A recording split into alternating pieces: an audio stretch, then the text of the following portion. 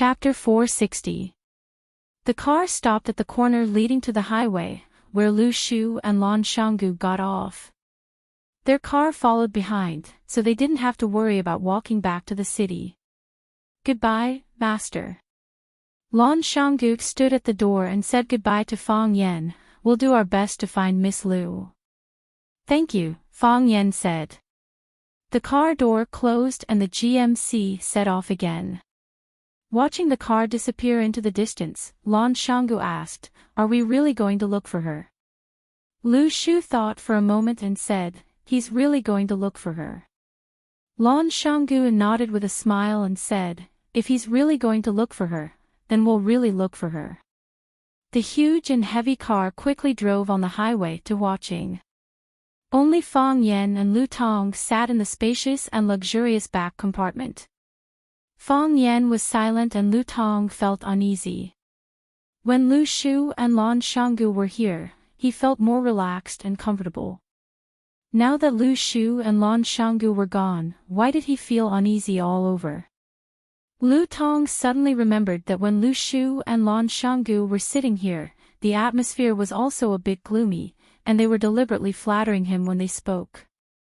Obviously, they were afraid of Fang Yan, or had something to ask of Fang Yan. This man who disappeared for 3 years, showed the aura of a king as soon as he returned. Was this just a temporary illusion, or was the energy that had been secretly accumulated over the years finally going to explode? Was Fang Yan going to become the representative of the rising power in Huaqing? No matter what, after this battle, no one could ignore his existence anymore. Fang Yan was in Huaqing. Fang Yan seemed to have just remembered Lu Tong's existence. He turned his body slightly so that he could talk to Lu Tong, and his expression deliberately softened. He seemed to be more polite than he was to Lu Shu and Lan Shanggu.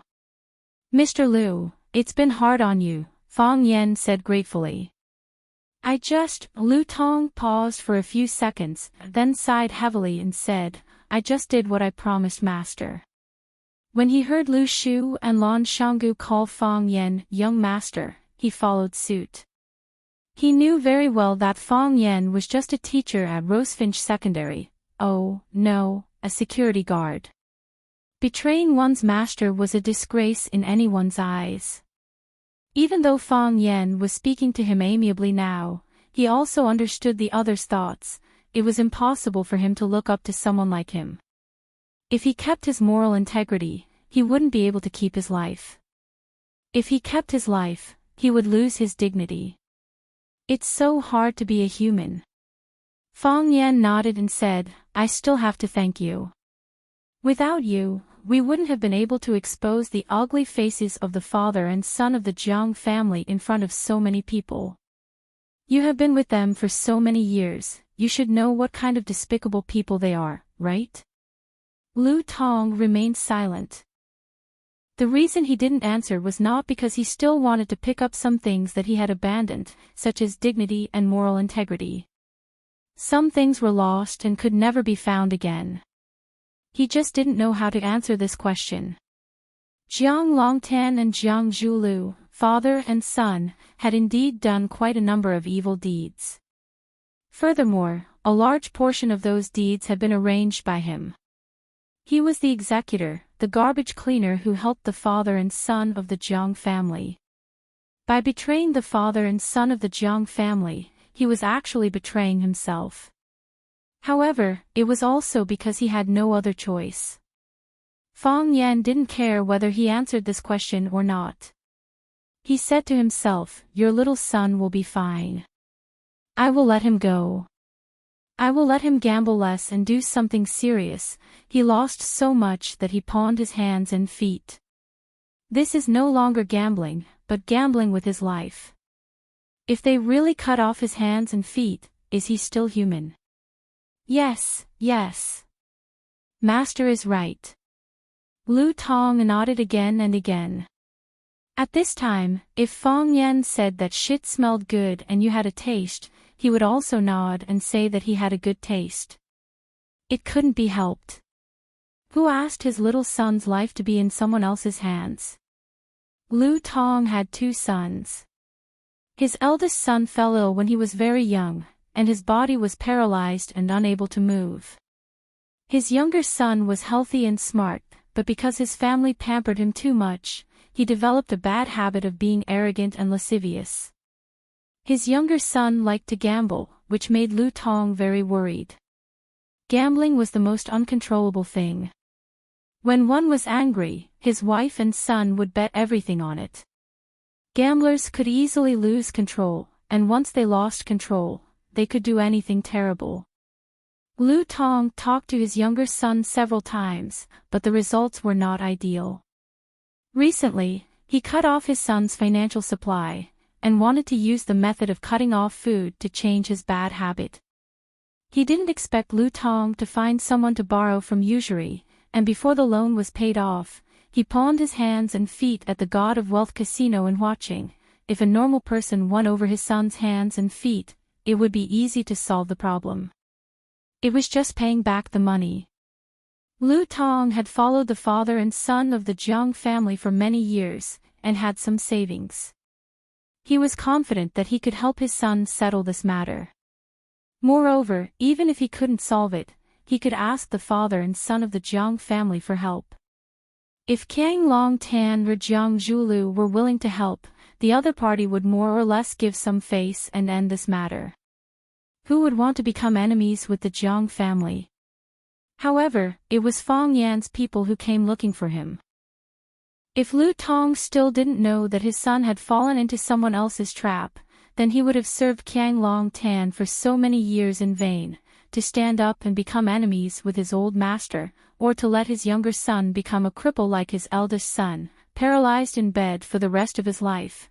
The choice wasn't too difficult. Fang Yan looked at Lu Tong's bowing appearance, and his heart was slightly bitter. This was also a father who could sacrifice everything for his son. It was a little familiar, but also a little strange. "What's your plan for the future?" Fang Yan asked. Lu Tong was stunned for a moment, and his eyes stared at Fang Yan with suspicion and vigilance. Wasn't this just a one-time deal? He stood up to help Fang Yan, and Fang Yan returned him a complete son.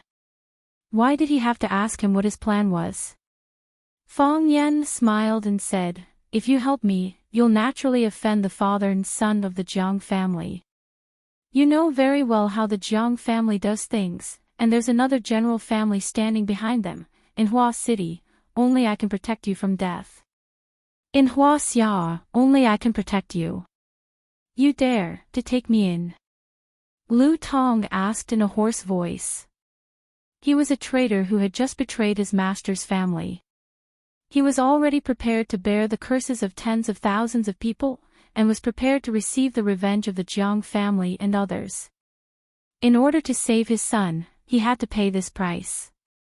Of course, there was a possibility that his son would still be killed by them in the end. "I don't need your loyalty, I only need your ability." Fang Yan smiled, "From today onwards, you're my butler." Eldest young master, Lu Tong looked at Fang Yan in shock. Was this man crazy? He had just betrayed his previous master, and now he had a new one.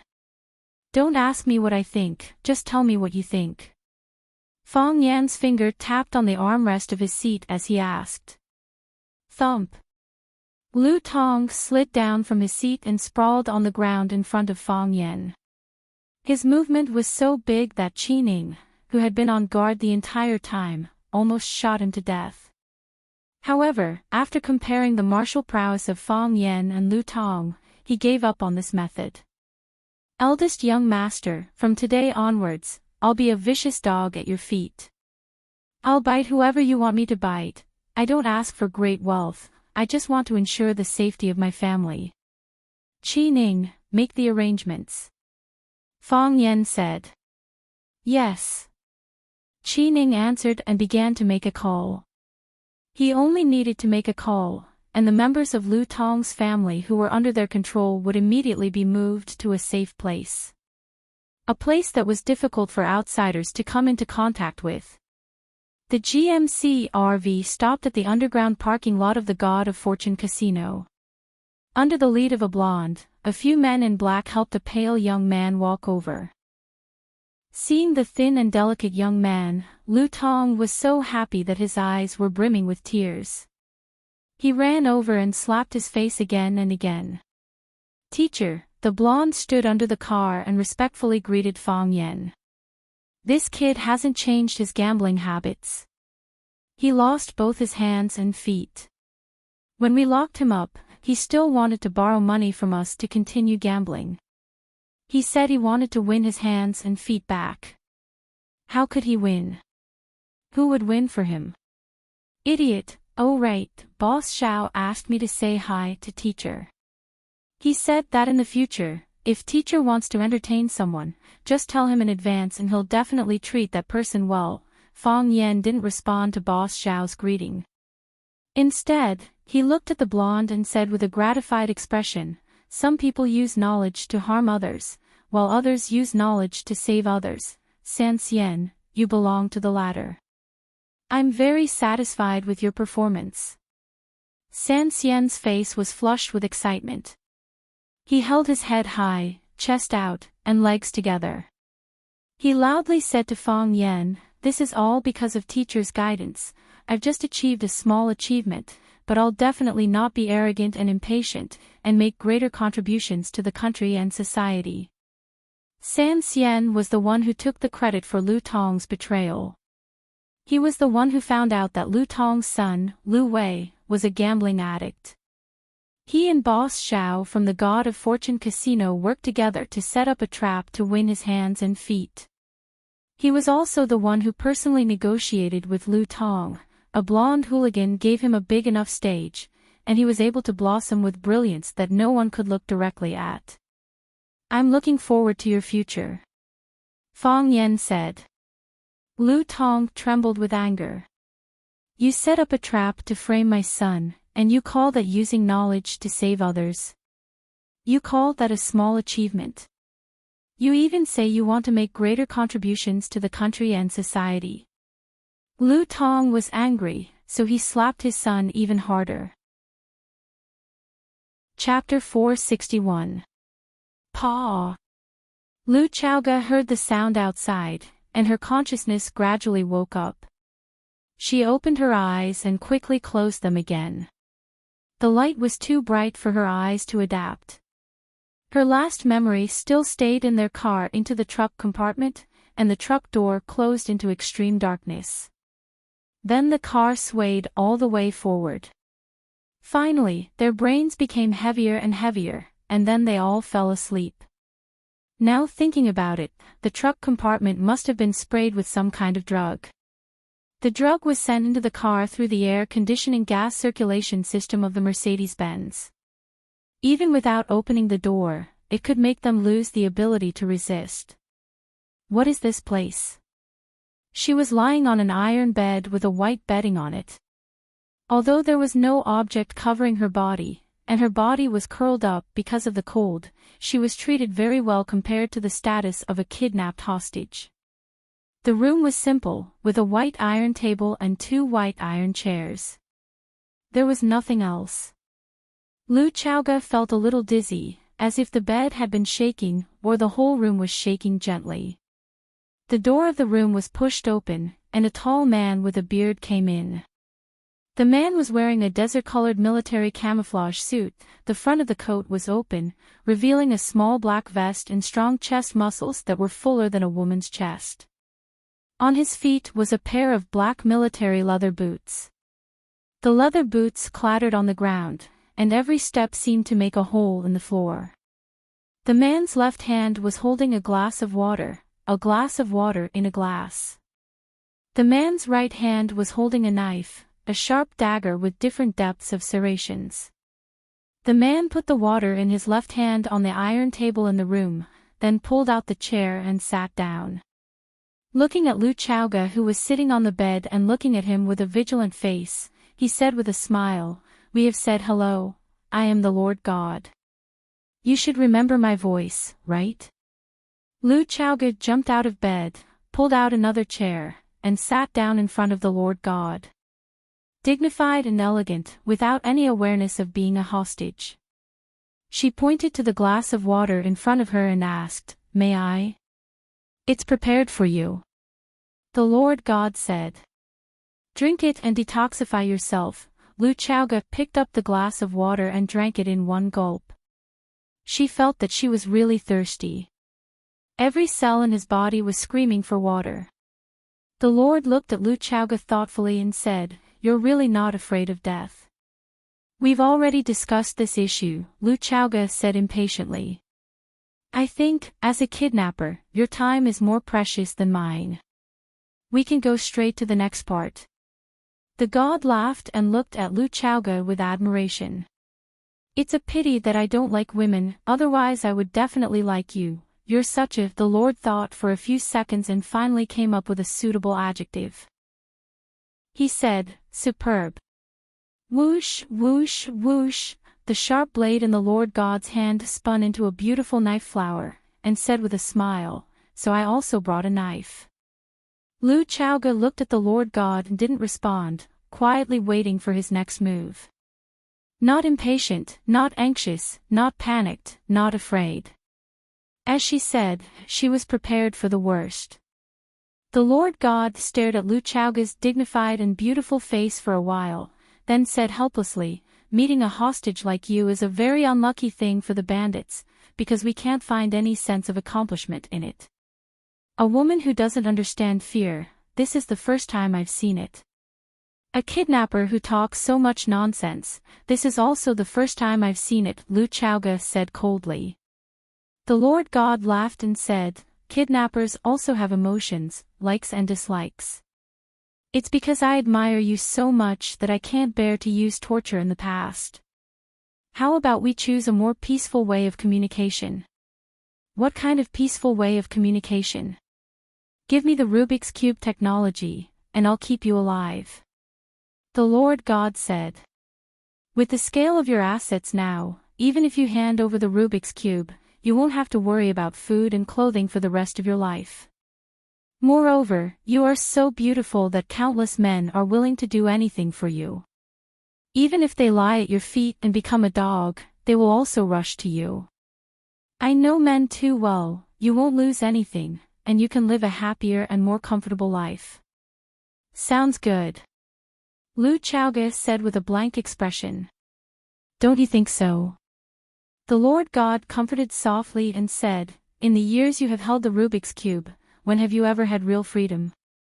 You have to follow a large group of people when you go in and out, someone has to go in and check first when you go to the toilet, and someone has to taste everything you eat first.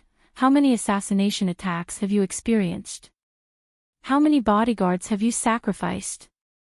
Why bother? You have a lot of money but you don't squander it, you have a good time but you don't enjoy it. Why do women make it so difficult for themselves? For something that is no longer important to you, you bet your beautiful little life, is it worth it?" "It's not important to me," Lu Chaoga said. "It's important to him." Fang Yen. The Lord God's face was full of sarcasm, and his tone became contemptuous and disdainful. He said, "That pretty boy. Besides having a sissy face, what else could he do? What else can he bring you? Do you need to be so devoted to such a useless man, even at the risk of dying?" Lu Chaoga looked at the Lord God and said, "In this world, there is hatred because of interests, but there is absolutely no love without reason. What he has done for me, you don't need to know. What I can do for him, you can witness." The smile on the Lord God's face gradually faded, and his eyes were murderous as he said in a hoarse voice, "I will kill you, this is what I am best at, this is what I am willing to do for him." Lu Chaoga said, "If I really die, he will be the biggest winner. As long as the Rubik's Cube is not lost, Chao Yen will not fall. I have already made a will that if anything happens to me, all the shares of Chao Yen under my name will be given to Fang Yen. In that case, he will become the largest shareholder of Chao Yen, he will gain true control of Chao Yen."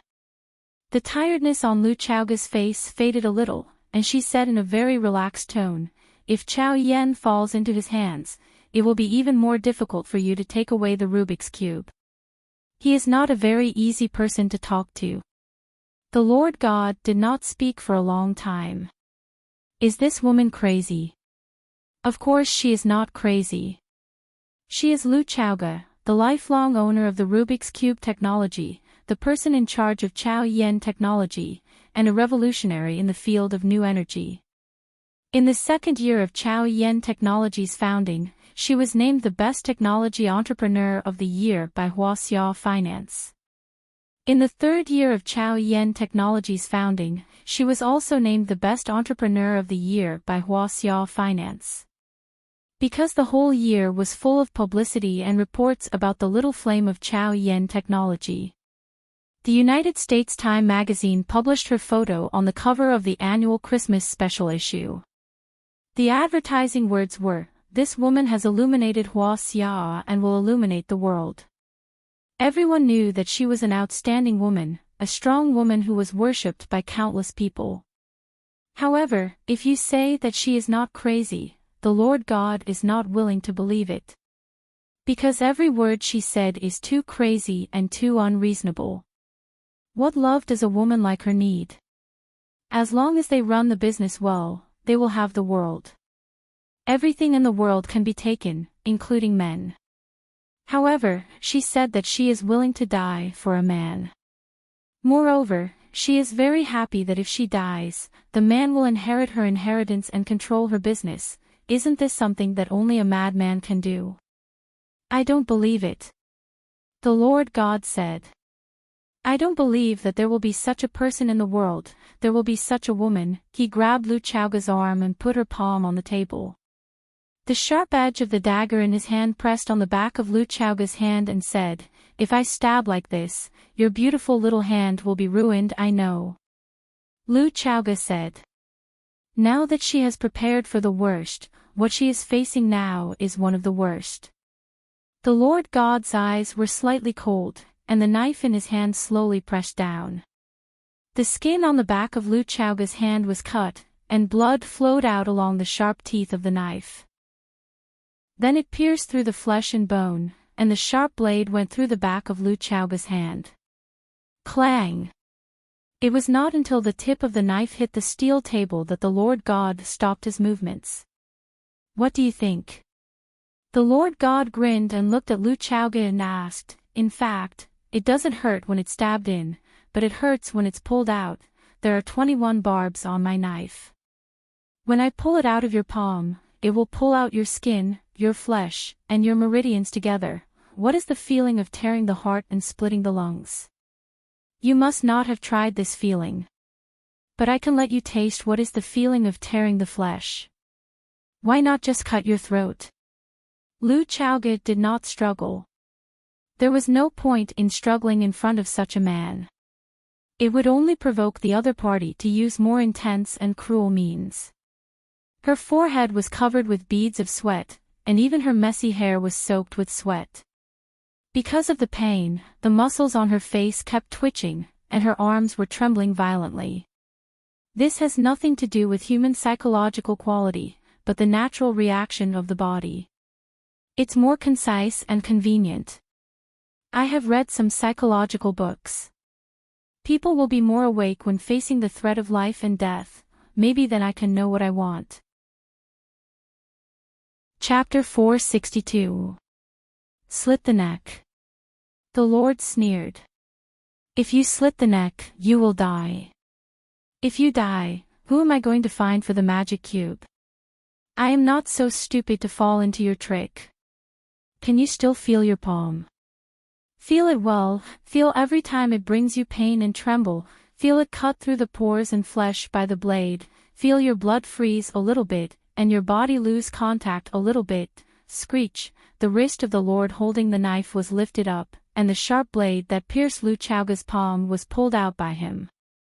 Whoosh! The blood gushed out like a blood fountain. The bright red blood splashed on the face and body of the Lord, and Lu Chaoge's own face and body. Lu Chaoga's white and smooth face was speckled with red blood drops, which looked strangely coquettish and sexy. She didn't make people feel pitiful. She never made people feel pitiful. She was a fastidious person and a woman who was strong enough to die bravely and tidy up her clothes to make herself elegant and calm. The rain of blood fell from the sky, and the Lord stuck out his tongue to lick the blood stains on the corners of his mouth and began to become excited. He held the dagger with teeth upside down, laughed and looked at Lu Chaoga, and said, "Lu Chaoga, how do you feel? Do you enjoy it? I am already excited. Are you the same as me?" Lu Chaoga's face was as white as paper, and her forehead was sweaty. The pierced palm trembled on the table, but it tried its best to maintain its previous sitting posture. Her two long legs were together, and her upper body was trying to straighten up to support her weak body because of excessive pain. Lu Chaoga didn't answer the Lord's words. If there was still a trace of strength, she would use it to resist the Lord's attack again. The Lord was very satisfied with the effect of his knife, and looked at Lu Chaoga and said, "The second knife I stabbed your right hand, still stabbed in the hole just now. I just said, I appreciate you. So, I really can't bear to hurt you." This was the damage stacking skill. Everyone knew that the position of injury was the most painful and sensitive. Not to mention a stab, even a breath of air towards the wound would be so painful that it would be hard to breathe. Stabbing him in different places was just an extra stab. However, if he stabbed the original injured spot again, the damage would be stacked. This damage effect was no longer as simple as one slash after another. Instead, it was multiplied by several times. Not to mention a weak girl like Lu Chaoga, even those famous assassins in the mercenary world would find it hard to endure such torture. The sovereign's words were long-winded, but his attacks were swift and decisive. Before Lu Chaoga had any time to prepare, he had already stabbed him with the knife. It was still Lu Chaoga's right hand and the hole in the center of her right hand. The barbs on the dagger once again tore through the torn flesh. Because of the brutal insertion of the dagger, more blood and flesh oozed out from the side of the blade. Lu Chaoga fainted from the pain. We often talk about such a phrase, heart-wrenching. When a loved one died, it was heart-wrenching. When a cat and a dog at home died, it was heart-wrenching. When a boyfriend broke up, it was heart-wrenching. When a boyfriend broke up, it was heart-wrenching. When the fried chestnuts at Wang Mozi's house were sold out, it was heart-wrenching. When they didn't get a private room at Cash Locker KTV, it was even more heart-wrenching. How many people had experienced the real heart-wrenching pain? Tearing the heart and bursting the lungs, such a pain, perhaps ordinary people couldn't bear it at all, right? When Lu Chaoga woke up again, she felt someone touching her injured palm. It was still a heart-wrenching pain, but there was a comfortable coldness. Lu Chaoga opened his eyes and came face to face with a pair of worried and concerned eyes. Lu Chaoga was stunned for a moment and instantly understood. No sadness, no joy. She had long given up. Qiang Long Tan carefully applied layer after layer of brown ointment on the wound on Lu Chaoga's palm, then wrapped it tightly with white gauze, and skillfully tied a beautiful bow. Then he sighed softly and said, "How did they hurt you like this?" Lu Chaoga retracted his hand and sat up with the support of one palm. It was a very ungraceful thing for her to lie in front of a strange man like this. She was a decent woman. "I've already helped you bandage it. I used the golden chrysalis skin nourishing powder personally made by Dr. King Qin Luo. The real ointment ground from the golden chrysalis powder won't even leave a scar after the wound is healed." Qiang Long Tan pointed to the place between his eyebrows and said, "Do you still remember here? Were you 11 or 12 years old at that time? When I came back from work, you were watering the flowers on the balcony on the second floor. A flower pot suddenly fell down and slashed across the place between my eyebrows. There was a deep cut between my eyebrows. At that time, the flesh was turned inside out and blood flowed all over the ground. You were frightened and stood on the balcony looking at me like a fool.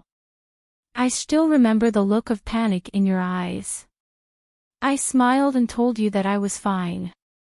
Then, your aunt took this bottle of golden chrysalis powder and bandaged it for me. She didn't even go to the hospital. Look, do I still have a scar here? No. Lu Chaoga said. They had lived together for so many years, how could she not know if there was a scar between his eyebrows? Yes, there's no scar left at all. It's really a magical treasure. This kind of thing is rare nowadays. I only have this little. Qiang Long Tan put a small medicine bottle into his pocket and looked at Lu Chaoga with a smile on his face and said, "From that moment on, I knew that you wanted to kill me. If you weren't too nervous that time, if you didn't throw the flower pot in a split second, maybe you would have avenged your parents." Lu Chaoga was moved. This was the first time that Qiang Long Tan told her about the death of her parents. Their death was done by you, right? Lu Chaoga's voice trembled slightly and asked in a low voice. Qiang Long Tan looked at Lu Chaoga and said lightly, "Didn't you already know?" "I know." Lu Chaoga nodded. "But I want to be sure, I want to hear the answer from your own mouth." Qiang Long Tan sighed softly and said, "If it's possible, I really don't want the relationship between us father and daughter to deteriorate to such an extent. Since you want to be sure, then I'll confirm it for you. Yes, that matter was indeed done by me." Lu Chaoga's tears flowed out of her eyes like rain. The truth was revealed. The truth of her parents' tragic death was finally revealed. After waiting for so many years, searching for so many years, suspecting for so many years, she finally got the answer to her question. Death meant never seeing each other again. Her painstaking search couldn't save her parents, what she asked for was her own peace of mind. Her parents died tragically, and she didn't even know who the murderer was, so what right did she have to be a daughter? Qiang Long Tan personally admitted that he killed her parents, which was equivalent to putting an end to the biggest worry in Lu Chaoga's heart. The dead can't come back to life. Qiang Long Tan patted Lu Chaoga's shoulder and comforted her. "I'm also very sad that something like this happened. I often think, was it wrong of me to do that? Was it too impulsive? If Mingta didn't die, if both of them were still alive, wouldn't I have gained a close friend by my side? Wouldn't the Longtu group have gained an outstanding partner?" For a long time after Mingtu's death, I was in a dilemma. It wasn't until the real Rubik's Cube appeared that this dilemma ended. At that time, I suddenly understood something. Lu Mingtu deserves to die, they all deserve to die. I'm their friend, I'm their partner. I'm the closest person to them. Without me, what are they? All these years, how much time and effort have I invested in them? How much money and resources have I invested? They've obviously conquered the technical barrier of the Rubik's Cube, they clearly have a mature product, but they actually hid it and didn't tell me anything. Lu Chaoga, tell me, isn't this kind of person hateful? Doesn't this kind of partner deserve to die? If it were you, what would you do? I really regret it. Why did I let them die in such a beautiful country? They should die in the cold barren mountains, die in the deserted desert, die in the stomachs of wild dogs and vultures. The kindness on Qiang Long Tan's face disappeared, replaced by a deep-seated hatred and a craziness that was about to erupt like a volcano. What have we done all these years? We've followed the wrong direction they've pointed us in, over and over again, wrong again and again. Time, I've wasted a total of 20 years. 20 years. Lu Chaoga, if I had gotten my hands on the mature Rubik's Cube 20 years ago, if I had developed the Rubik's Cube 20 years ago, do you know what would have happened? Qiang Long Tan's eyes were burning, his face full of longing as he said, the Longtu Group would have become the greatest energy technology company of this era, second to none. Qiang Long Tan would have become the greatest entrepreneur of this era, second to none. What internet legend? What real estate tycoon? Can these be compared to the inexhaustible energy industry? Qiang Long Tan reached out and hooked Lu Chaoga's neck, roaring like a madman. Lu Chaoga, can you imagine? If I had the Rubik's Cube 20 years ago, what would I have achieved now? The whole world would have to shout my name, all the influential people would have to look up to my existence. Yes, I'm the king of this world. The one and only king. Lu Chaoga, everything was ruined by your father. Tell me, don't they deserve to die? Chapter 463. Every bad guy had a unique talent. Some were ruthless, some were thick-skinned, and some were ruthless. Every one of them had something special about them. Qiang Long Tan was a master. He was not only ruthless, but also thick-skinned and ruthless. He hired assassins and let his friends and business partners die tragically in a foreign land. Years later, he accused them of keeping secrets from him, and said that they deserved to die. Such a person could be called the worst kind of bad guy, right?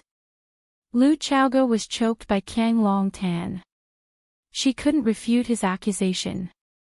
She also wouldn't refute, because in her eyes, Qiang Long Tan was a patient, a madman. Killing his own friend because of benefits, and then accusing his friend of being disloyal to him after his friend's death. Only he could do such a thing, right? Lu Mingtu, that bastard, he wasted my precious time. He held me back for 20 years, Lu Mingtu looked at Lu Chaoga with a ferocious expression, and asked fiercely, tell me, do you think he should die? So what if it's for military use? So what if it's for civilian use? Because he, a nerd, doesn't like war, he won't allow his research results to be used for military use. Stupid. Extremely stupid, didn't he know? Only military use can maximize the benefits. If I didn't seize such a good opportunity, I would regret it for the rest of my life, so I killed him, I had to kill him. If I didn't kill him, the Rubik's Cube would never be created, because he was the biggest obstacle in the research room, a traitor to our group. Still want to split? Want to split Longtu in two? That nerd, isn't he too naive? Longtu is my life's work, my life's hope, how could I allow such a thing to happen? Understood. Understood everything. Lu Chaoga's tears flowed faster and faster, and her heart was aching more and more. She had never experienced it, and no one had ever told her about it. Her parents died in the hands of two nameless robbers.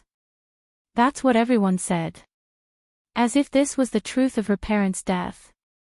But she knew that wasn't the case. There must be other secrets. However, what exactly happened? Why were her parents killed? Now, she finally knew the cause and effect of the whole thing. This kind of feeling was very joyful, but also more sorrowful.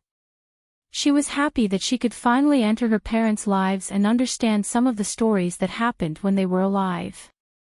The sad thing was, it was as if they had come back to life in their own memories and died all over again.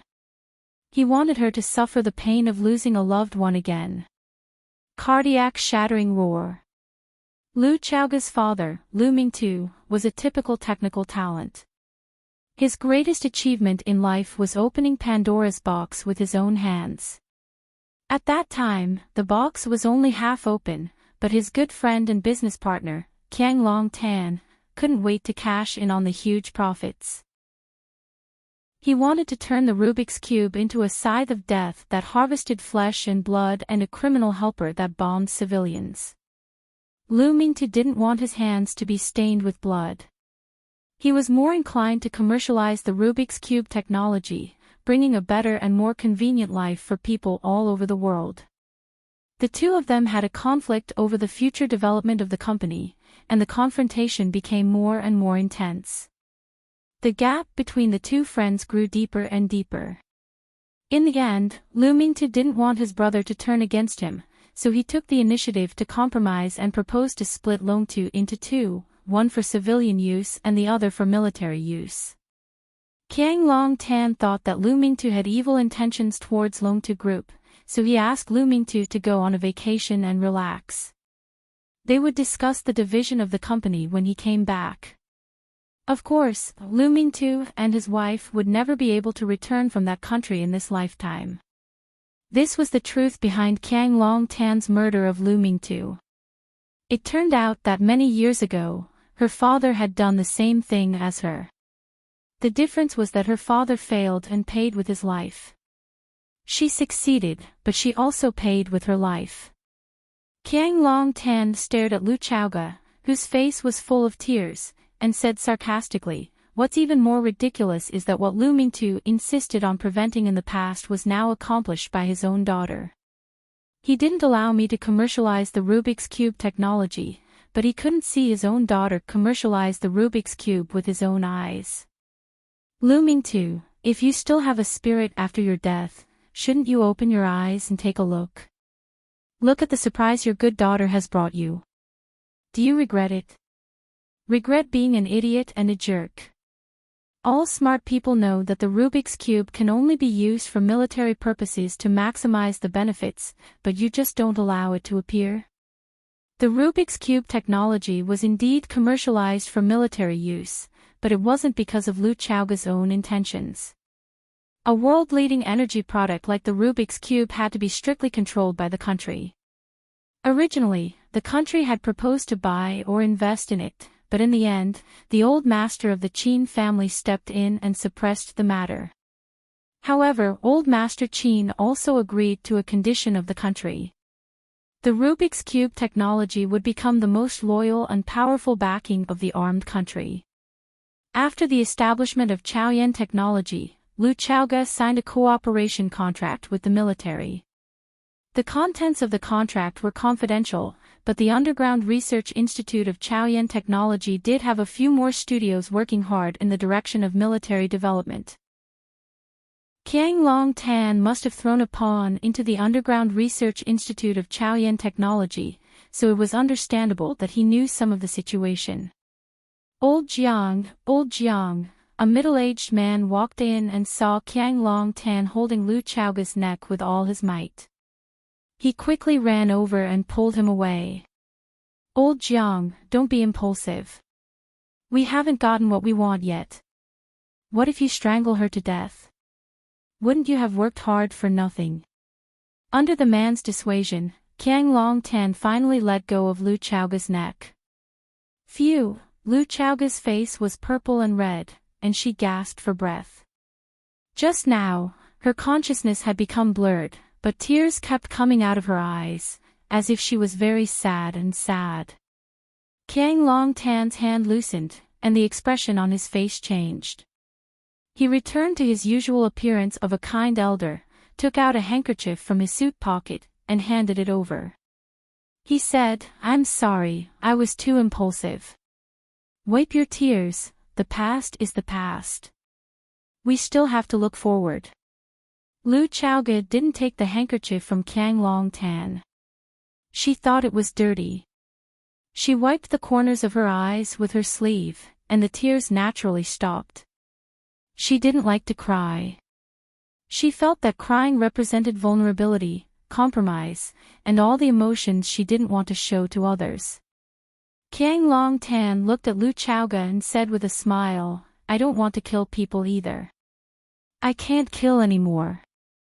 I killed your parents, killed your aunt. If I kill you too, wouldn't that be the extermination of your family? I don't believe in ghosts or gods, and I don't believe that bad people will go to hell after they die, but people should try their best to do good deeds. So, Chaoge, you're a smart girl. Don't make things difficult for me, okay?" Lu Chaoge smiled. She was really amused by Qiang Long Tan's words. How could a cruel, bloody, and demonic scumbag say that people should try their best to do good deeds in life? Where was the virtue he had accumulated, and where was the goodness he had done?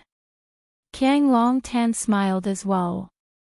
He looked at Lu Chaoge and said, "Don't you find your Uncle Jiang funny?" "I know what you want," said Lu Chaoge. But I can't give it to you. I won't give it to you. Knowing the truth, Lu Chaoga wanted nothing more than to eat his flesh and drink his blood. Of course she wouldn't give him the Rubik's Cube. That's too irrational. Qiang Long Tan shook his head and sighed. The middle-aged man who was standing next to them walked over and looked at Lu Chaoga. Miss, you can't be emotional. Isn't it too much of a pity to end your youth like this? Lu Chaoga looked at the middle-aged man and found him familiar. Jiang Fengxing. The middle-aged man smiled. You haven't seen me before. But you should know my daughter, Jiang Shangxin. Lu Chaoga nodded and said, I understand. I understand everything. Qiang Long Tan and Jiang Fengxing from the Jiang family appeared at the scene of her kidnapping. What else couldn't she understand? She knew that the Jiang family and the Jiang family were in cahoots, and now it seemed that the relationship between the two families was indeed unusual. It's good that you understand. I'm just afraid that you don't understand. Jiang Fengxing didn't try to hide it. You'd better listen to your Uncle Jiang. He's at his wit's end now, so he'll do anything. Driven to a dead end. Lu Chaoga looked at Qiang Long Tan. Why would he be desperate?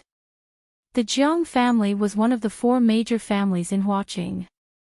Although his Longtu group had always been under pressure from Chaoyan technology, it still firmly occupied half of the energy industry in Huaqing. He had the support of a powerful family like the Jiang family, and his son, Jiang Zhulu, was about to marry Jiang Shangxin from the Jiang family. How could such a person be desperate? After you were kidnapped, Fang Yan went to Julio's wedding to ask for you. Qiang Long Tan smiled bitterly and said, he stabbed the Jiang father and son again and again, and even got hold of Lu Tong's weakness to force him to betray us. Lu Tong betrayed them? Lu Chaoga was shocked. She had lived in the Jiang family for many years, and she was all too clear about Lu Tong's position in the hearts of the Jiang father and son. Lu Tong was a special person in the Jiang family. If he jumped out and stabbed the Jiang father and son, they could only suffer in silence, because Lu Tong had too many weaknesses that could be used against them. If he forced them too much, Lu Tong could completely betray them in front of everyone. Unless they had a way to get rid of him. However, if that person fell into the hands of Fang Yan, he would definitely not give them a chance to do it, right? Because what he was most afraid of now was someone leaving him. Just like his father did. Fang Yan was really becoming more and more mature, and a trustworthy man. Chapter 464. Today was supposed to be the day of Zhu Lu and Shangxin's wedding, but Fang Yan made a scene at the wedding venue. He insisted that we were the ones who kidnapped you, and Lu Tong came out to add insult to injury. I have to say, it was a vicious move. Qiang Long Tan patted his chest and said, a sword pierced through my heart. The wedding was ruined, the guests left, the Jiang family's reputation was ruined, and we became the laughingstock of the world. We were like stray dogs. I know you are interested in what happened after that, so I told you about it to make you happy. I can't help but admit that the man you've chosen is indeed better than Zhu Lu. Zhu Lu's life was too comfortable all these years, and I was there to protect him. He was not mature enough, and his methods were not vicious enough. It's okay, he is still a young man, and he still has a lot of room to grow. After experiencing this, I'm sure he'll comprehend some things. The Jiang family is finished, and so are we. Everyone says that a cornered dog will do something desperate, but what can a person do when they are desperate?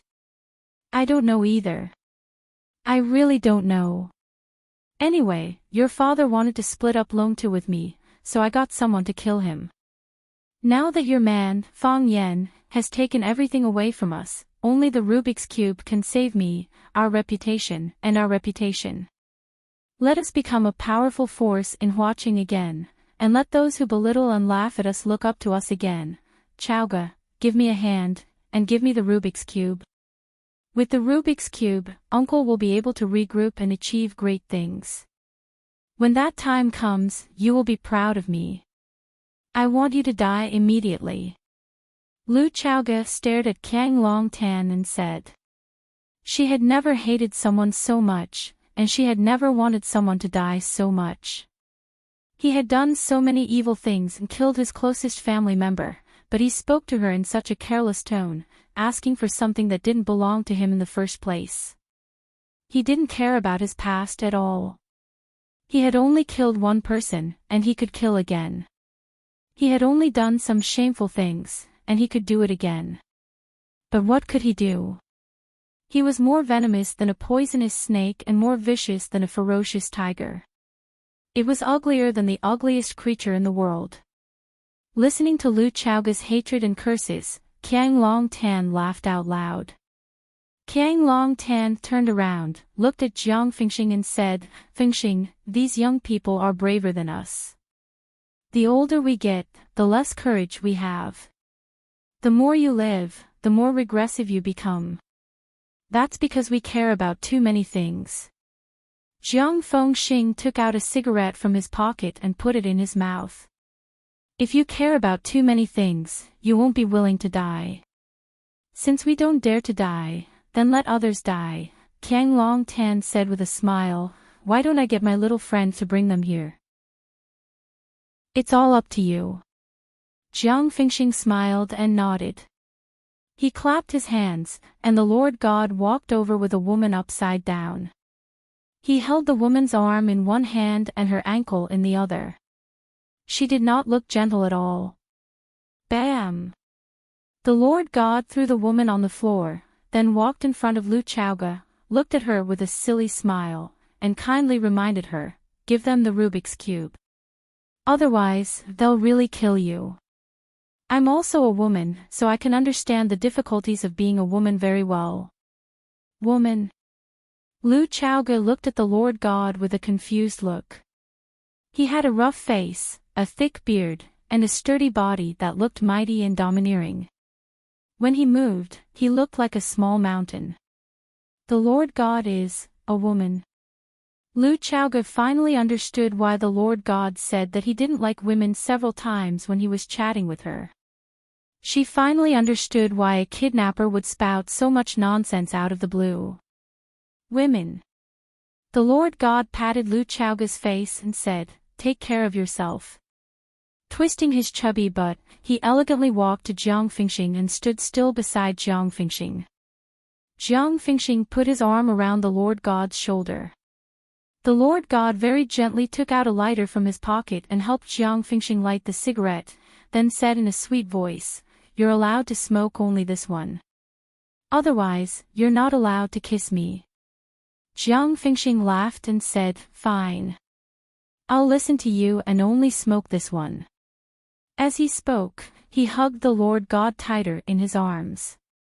The Lord God giggled and rubbed his sturdy body against Jiang Fingxing's chest. The two looked at each other in the eyes. Lu Chaoga turned her face away, not daring to look again. These kidnappers didn't look like kidnappers at all. After such a fall, the woman on the ground slowly woke up. And Jing, the assistant who was kidnapped with Lu Chaoga. She saw Lu Chaoga sitting on the iron bed and hurriedly shouted, boss.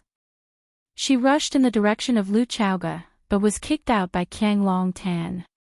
And Jing's body retreated and then heavily hit the iron table in the middle of the room. Kang Long Tan slowly walked over. When Jing was about to get up, he grabbed her hair and pressed her body against the table again. Kang Long Tan's body was on top of Jing's body. He looked at Jing's pretty face at close range and asked with a smile, are you afraid? Let me go. Jing struggled desperately. But how could her strength be greater than Kang Long Tan's? No matter how hard she tried, she couldn't lift Kang Long Tan's body from her chest. Your life is not in my hands, but in Lu Chaoga's hands. Beg her. As long as you are willing to beg her, she will plead for you. I will let you go. You won't die. Qiang Long Tan tightened his grip on Enjing's hair as he roared, "Beg her, quickly beg her. Don't even think about it." Enjing's hair was pulled off, but she still gritted her teeth and persisted. "Very good. You're as stubborn as your boss," Qiang Long Tan said with a smile. He took out a knife with his right hand and cut off the hair in his hand. Swish! Swish! Swish! His right hand brandished the knife randomly, and Enjing's long hair quickly turned into a hedgehog's head. It was like cutting chives with a kitchen knife. It was messy and messy. Enjing screamed in shock, but she couldn't escape Qiang Long Tan's grasp. Lu Chaoge was just about to jump off the bed to help Enjing, but before she could do so, bang! A dagger was stabbed into the bedding between her legs. It was less than a centimeter away, and the dagger could have pierced into her calf bone. The chief god glanced at Lu Chaoge and said in her sweet voice, "Don't move. Don't move. I can't guarantee that I'll stab so accurately every time." Lu Chaoge panted heavily as she sat motionlessly on the spot. Qiang Long Tan pressed down on Enjing's head and raised the dagger to stab down. He said, "There's an art in the western regions called scalp painting. I've admired it for a long time, but I've never had the chance to see it. An old friend told me that he saw with his own eyes a foreign monk painting a blood-bathed peony on his scalp. Today, I'll paint a painting on your scalp. What do you think I should paint?"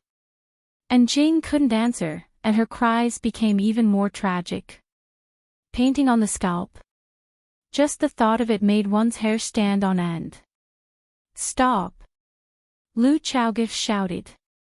The tip of the dagger in Qiang Long Tan's hand had already sliced through Enjing's scalp. Blood dripped down the dagger, making for a shocking sight.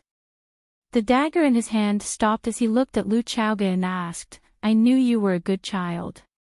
You're cruel to yourself, but very kind to others. Why? Did you agree to give me the Rubik's Cube? Didn't you want to try painting on your scalp?" Lu Chaoge looked at Qiang Long Tan and said, "Paint on my head. It's more convenient if I don't move." Qiang Long Tan hated the words "unafraid of death." However, he had to admit that such people really existed. For example, Lu Chaoge in front of him. Qiang Long Tan rejected Lu Chaoge's request and said with a smile, "Chaoge, I'm not joking with you. I'll really kill her." "I know you're not joking," Lu Chaoge said, "you'll definitely kill us. Whether I say it or not, you won't let us go back alive. The moment you appeared in front of me with your true faces, I knew we wouldn't be able to live." Lu Chaoge was a smart person. Smart people tend to have more worries than ordinary people. For example, the moment she saw Qiang Long Tan, she knew that she wouldn't be able to leave this place alive. Qiang Long Tan was a hypocrite, and a hypocrite cherished his reputation the most. The fact that he appeared in front of Lu Chaoge without any disguise meant that he already had the intention to kill her. Qiang Long Tan smiled bitterly and said, "You really know me well." "That's right, this is indeed my style of doing things. We didn't wear masks because we didn't feel the need to hide anymore. Before you leave, there are a lot of things I need to clarify with you. You're a good girl, and I don't want you to leave with grief and regret. I know you're not afraid of death, and I know your followers are very brave. But, Chaoge, there are many kinds of death. There's also another kind, which is living a life worse than death. What kind of pain was living a life that was more difficult than death?" The knife in Jiang Longtan's hand was slicing at Enjing's scalp, preparing to complete the work in his heart. He said, "Look, painting on a scalp. This feeling is worse than death. The painting is done, and the person is still alive. The blood is the most natural paint. Lu Chaoge, have you ever seen a painting like this?" "Bastard," Lu Chaoge cursed through gritted teeth. When a person was this shameless, there was nothing anyone could do about it. Before, Kiang Long Tan had to pretend to be a good person and maintain his great image, so he had to suppress the evil in his heart. Now, he could finally display his talent for evil without any scruples. Chapter 465. When Kiang Long Tan was focused on completing his masterpiece, Feng Xing also patted the Lord God's bearded face and said, "Old Jiang is busy, we can't be idle. Go, bring those two guys over. Since Miss Lu likes acting so much, let's also add some fun to her." The Lord God laughed and said, "That will be lively." He turned around and quickly returned with two men in black who were tied up tightly. He threw the two men in black on the ground, letting them struggle and twist. The rope was made of high-tech fiber. The more intense the resistance, the tighter the binding. These were Lu Chaoga's driver Jing Xiang and bodyguard Bookworm, both of whom were also kidnapped with Lu Chaoga. The driver Jing Xiang was still trying, and Bookworm stopped moving after a little testing. Before having the confidence to break out in one fell swoop, try not to do anything suspicious. If the opponent is angered, it is likely to bring danger to your own life. The Lord God stepped on the driver Jing Xiang's back with one foot and asked with a smile, "What? Are you afraid of death? Do you want to live?" The driver did not respond and struggled even more fiercely. The Lord God looked at Lu Chaoga and said with a smile, "You see, he wants to live, but in the end, he will die because of you." The Lord God patted Jing Xiang's head that was desperately trying to raise and sighed. "Who told you to be a nobody? The fate of a nobody is just a way to be cannon fodder. It has been like this since ancient times." The Lord God's knees bent slightly and the sharp blade in his hand stabbed down. Screech, the sound of the sharp blade cutting through flesh was heard. The dagger with 21 barbs stabbed into the driver Jing Xiang's back. Jing Xiang's raised head paused in mid-air for 2 seconds and then fell down heavily. His body twitched violently on the floor, and his mouth vomited large mouthfuls of bright red blood. Screech! The Lord God pulled out the dagger from Jing Xiang's body without hesitation. The barb brought out pieces of meat and a pool of blood. The Lord stretched out his finger and gently scraped a drop of blood on the blade. He put it in his mouth and sucked it. He turned to look at Lu Chaoga and said, "Look, you killed him. No matter what, this is a human life." Jing Xiang's back was bleeding, and Lu Chaoga's heart was bleeding. She had experienced such a scene countless times, and every time she experienced it, she would feel a deep sorrow that was hard to suppress. Humans were not animals, so why did they have to kill each other? That taciturn but loyal driver, what crime did he commit? For the sake of profit, they could casually take away other people's lives. "You will get what you deserve," Lu Chaoga said through gritted teeth. She bit her tongue, and her mouth was filled with the sweet taste of blood. She had purposely bitten her tongue. That was the only way she could remain rational and clear-headed. "You will all die a horrible death. That's a matter for the future." The Lord God said with a smile, "I said I like to kill. But you didn't believe me. Look, my interest is now completely aroused by you. What game is more addictive than this?" The Lord God walked up to the bookworm and stepped on the Lord God's chest with one foot like before. He said, "I just pierced his heart from the back. This time, I will stab you through the heart from the front. While you look at me, let me stab you through the heart. At that time, you are not completely dead, and your brain can still stay awake. I will pull out the knife when you look at me, and then, you can hear the sound of rustling flesh and the knife rubbing against each other. Have you used a knife to cut a piece of paper? Have you used a knife to cut tofu? Yes, that's the sound. These are all my leftovers." The Lord God said. "Do you have any new tricks?" The Lord God looked at the bookworm's calm eyes, smiled and nodded, and said, "I almost forgot. You are different from them. You used to be brilliant, the king of the mercenary world. The king of soldiers returned and became a dog of the Qin family, but I still respect you. Tell me, how do you want to die? The bookworm thought about it seriously and said, when I was in North Africa, I often played a scarecrow game with people. You would stab people with knives, and the one who could stab the most and still survive was the winner. The person with the most knives was the final winner, the scarecrow. When I played before, I was the winner every time. My highest record was 412 knives. However, I used to be the stabber, and never had the chance to become a scarecrow. Why don't you help me today? The Lord God's face was full of excitement, and his eyes glowed with excitement. He liked to kill people, and he liked to kill different people, and he liked to kill different people. He had heard of this scarecrow game, but he had never played it. This was not only a novel way of killing, but it also challenged the psychological quality and knife technique of the stabber. Stabbing a knife into a person's body over and over again and not killing them immediately, just thinking about it made one's blood boil. If the stabber's psychological quality was not up to standard, or the knife technique was not agile and delicate enough, it was easy to stab people to death.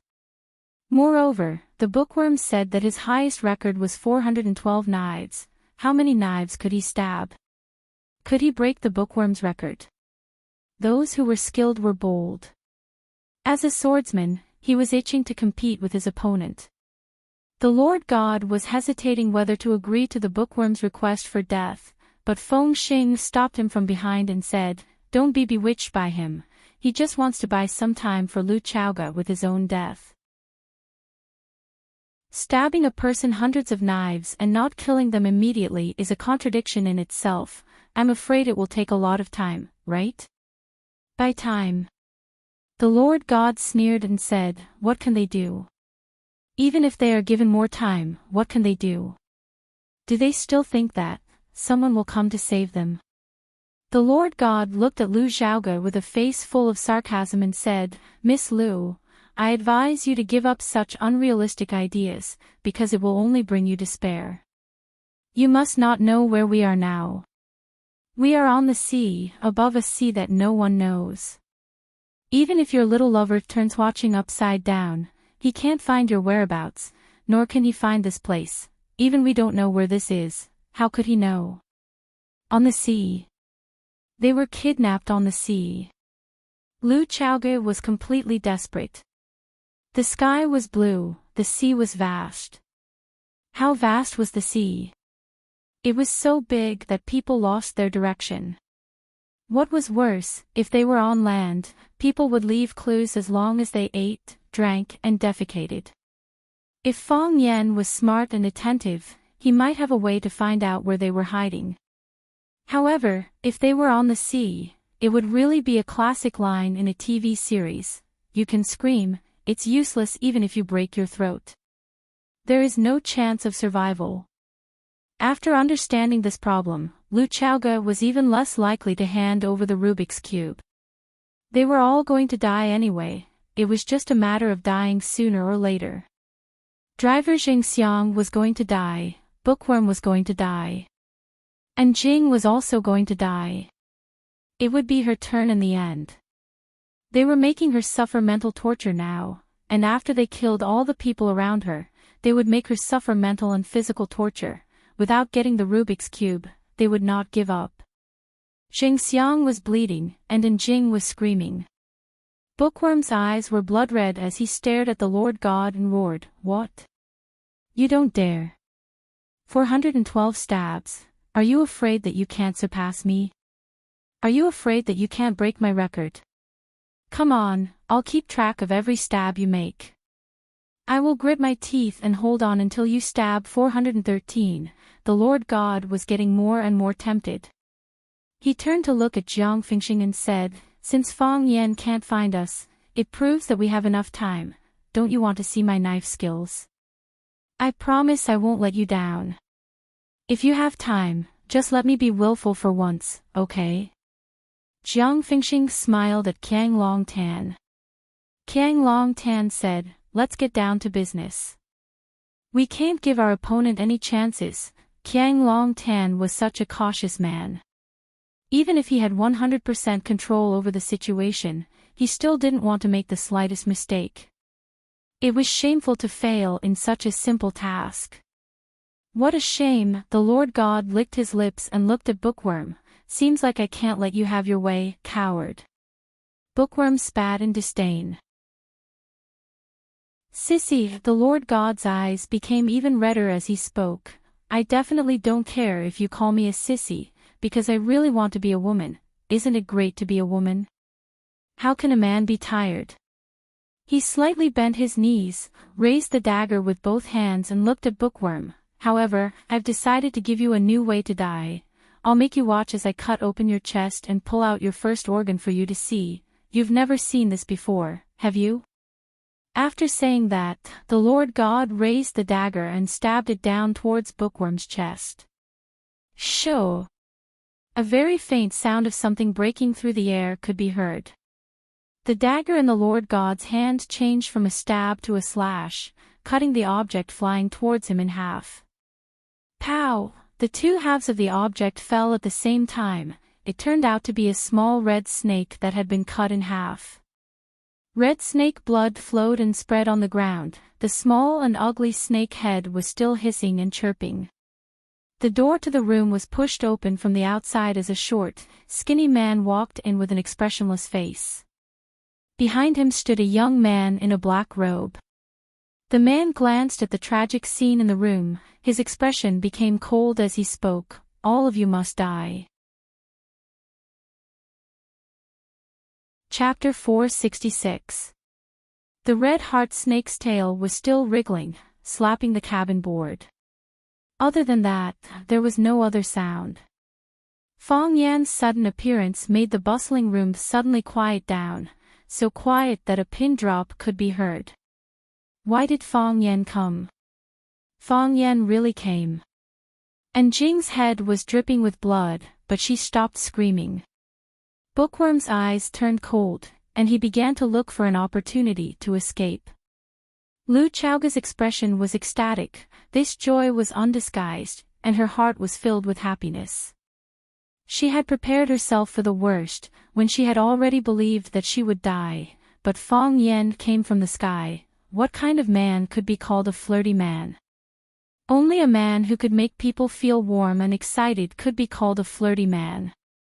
What kind of man could be called a Prince Charming? Only a man who came from the sky like a god, an omnipotent man could be called a Prince Charming. In Lu Chaoga's mind, Fong Yan was the representative of flirty man and Prince Charming. He represented two terms at once. However, in the eyes of Qiang Long Tan and Jiang Fingxing, Fong Yan's appearance was an accident, a disaster. Qiang Long Tan's face was full of disbelief. He stared at Fong Yan and asked, "Impossible. How did you get here?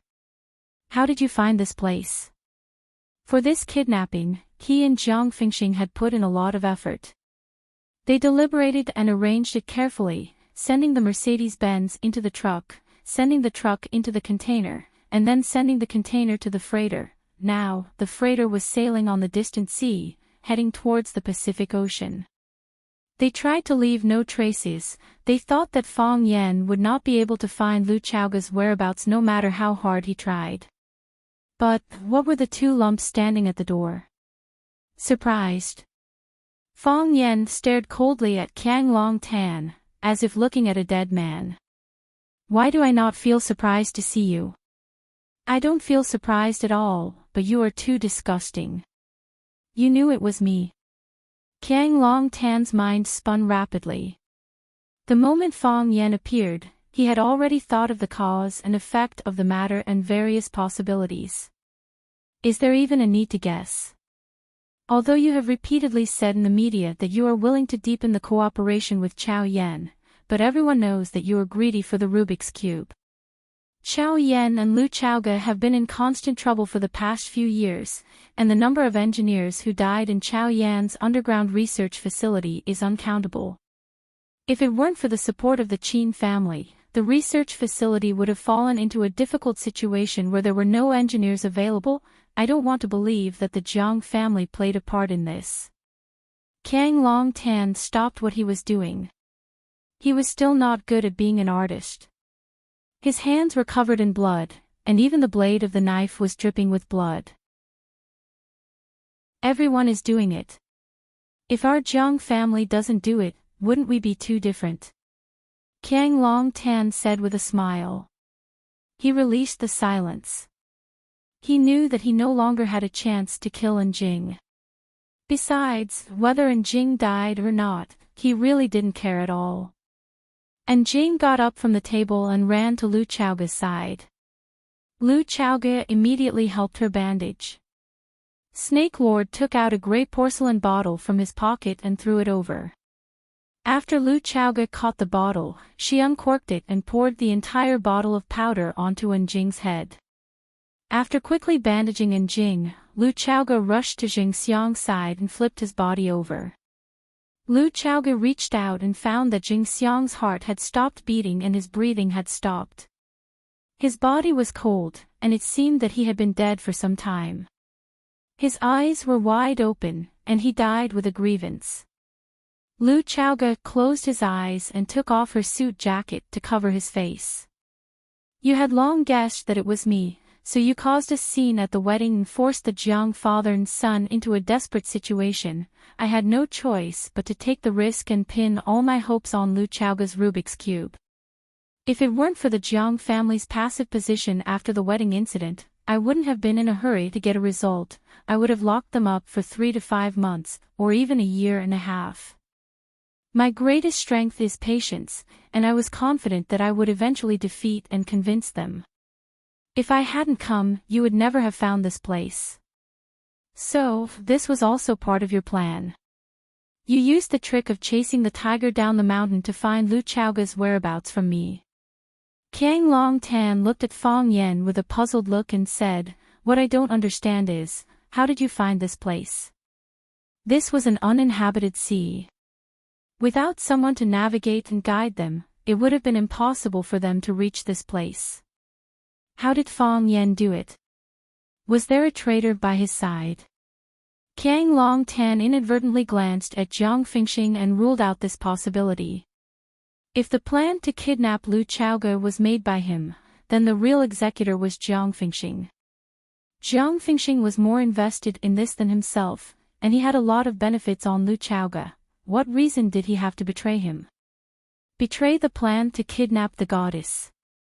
After Kang Long Tan was betrayed by Lu Tong once, it was very difficult for him to trust anyone again, including his current partner. Kang Long Tan, I admit that you are a very smart person and a natural conspirator. No one is more vicious than you, and no one is more vicious than you.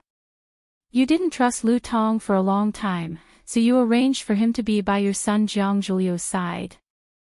You single-handedly planned the kidnapping of Lu Chaoga, but I'm afraid even your own son didn't know about it, right? Kang Long Tan, in this world, having no one to trust, is it very sad? Lu Tong knows too many secrets. If you want to have a good ending, it's best for you to escape in time. I sent him to Jiang Zhuliu's side to give him a way out. How can you say that I don't trust him? No matter what reason he has, he stood on your side and stabbed me. That's not just because he doesn't trust me. As for Jiang Zhuliu, he's still a young man. He always pretends to be mature, but deep down, he's still a kid who hasn't grown up. Why would you let a kid know so many dirty things? Kang Long Tan still didn't give up. He kept staring at Fong Yen and asked, "You still haven't told me, how did you find this place? Because I planted a tracking device on you." Fong Yen said sarcastically, "As long as you're human, there will be traces of your existence." That's impossible. Kang Long Tan immediately refuted. Before I boarded the ship, I used a sophisticated device to check my body. I don't have any suspicious objects on me, we're confident about that. Who said the device can definitely detect you? Fong Yen sneered. The Snake Lord whistled. A hair-thin black snake crawled out from Kang Long Tan's hair. It coiled up in the middle of his hair, blending in with his hair. It was hard to distinguish with the naked eye.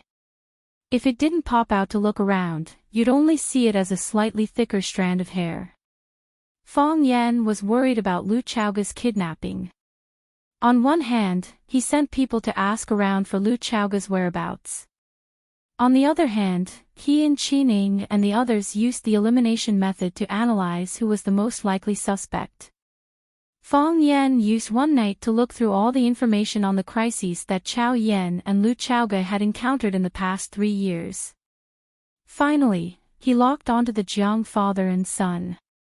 At this time in Huaqing, there was a huge conflict of interest. Furthermore, there were only a few people who had the ability to kidnap Lu Chaoga without anyone knowing.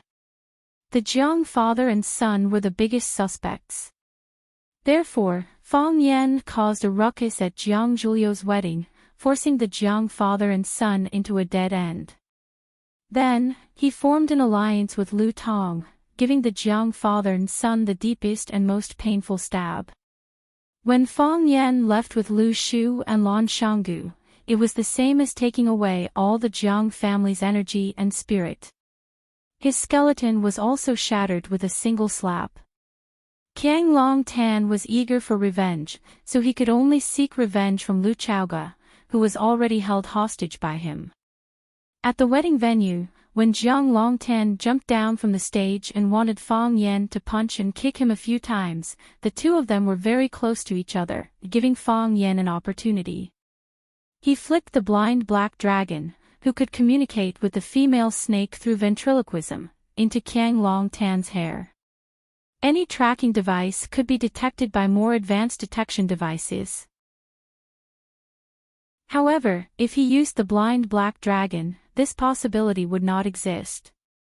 The blind black dragon was a fleshly animal. It didn't have any metal or chips. Moreover, the blind black dragon communicated with the female snake through ventriloquism. As long as its abdomen wriggled, it would produce a special wave. When the female snake received the wave signal, it would follow. After Fong Yan placed the blind black dragon on Qiang Long Tan, he ordered Snake Lord to monitor him closely. Sure enough, Qiang Long Tan didn't make them wait for too long. When the whole world thought he would close his door to heal, he slipped out of the house in the middle of the night in disguise. When he arrived at the port and was about to board the ship, Fong Yan had a rough idea of where Lu Chaoga was going. However, the sea was vast. It was easier said than done to find a person or a ship on the surface of the sea. If they were too close, they would be easily discovered. If they were too far away, they would easily lose track of them. Qiang Long Tan was too cunning. They had to spend a lot of effort to follow behind him without him noticing. However, it would still take a lot of time to find the cargo ship. Fong Yan and the Snake Lord took the boat and circled the sea for a long time before they finally confirmed their target. Qiang Long Tan couldn't see the black snake above his head, but he noticed something strange from the frightened eyes of others. He held the dagger and swung it above his head. Hiss! The blind black dragon didn't have eyes, but it was the most agile snake species. When it sensed danger, it immediately took the initiative to attack its prey. Ah! Qiang Long Tan screamed. The back of his hand was bitten by the blind black dragon. Chapter 467. The blind black dragon was a tracking snake. Its body was like hair and it had little venom.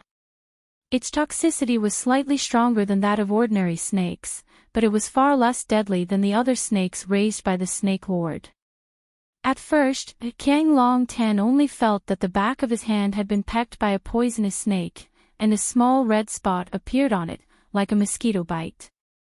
Soon, the spot began to slowly expand into a purple-red bruise.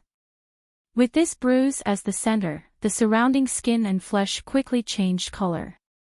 In the end, the whole palm turned pitch black, as if it had been dyed by ink. Qiang Long Tan's expression was horrified. He looked at his palm and forgot to swing his knife again. After biting Qiang Long Tan, the blind black dragon fell to the ground. Summoned by the female snake's aura, it took the initiative to rush in the direction of the Snake Lord. The black snake crawled silently along the Snake Lord's shoes, and soon disappeared on the Snake Lord's body. They hadn't seen each other for a long time. Maybe he was already reunited with the female snake. A tuft of black hair scattered on the ground. It was Qiang Long Tan who had felt the danger above his head and swung his knife down. The Snake Lord looked at Qiang Long Tan coldly and said, "Don't move. Don't move. The more you move, the faster the poison will spread in your body. When this black spot spreads to your whole body, your organs will fail and your body functions will degenerate, you will rot and die." The blind black dragon was a tracking snake, and it didn't have strong attack power or strong venom. It tried its best to bite out and spray all the venom in its body, but it could only infect an adult's arm. As for the organ failure and body functions degeneration that the Snake Lord said, it was impossible for the body to rot and die. The smarter a person was, the more suspicious they were, and the smarter they were, the more afraid they were of death. After listening to the Snake Lord's words, Qiang Long Tan didn't dare to move again. The god looked at Fang Yen charmingly and said with a smile, "Oh, you're the pretty boy Fang Yen that Miss Lu is thinking about. Not bad.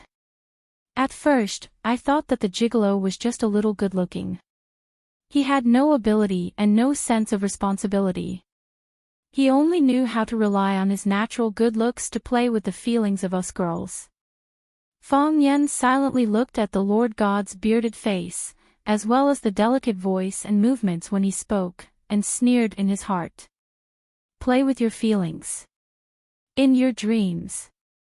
I didn't expect you to actually find me, and I didn't expect you to really dare to come, Fang Yen, you're really a man.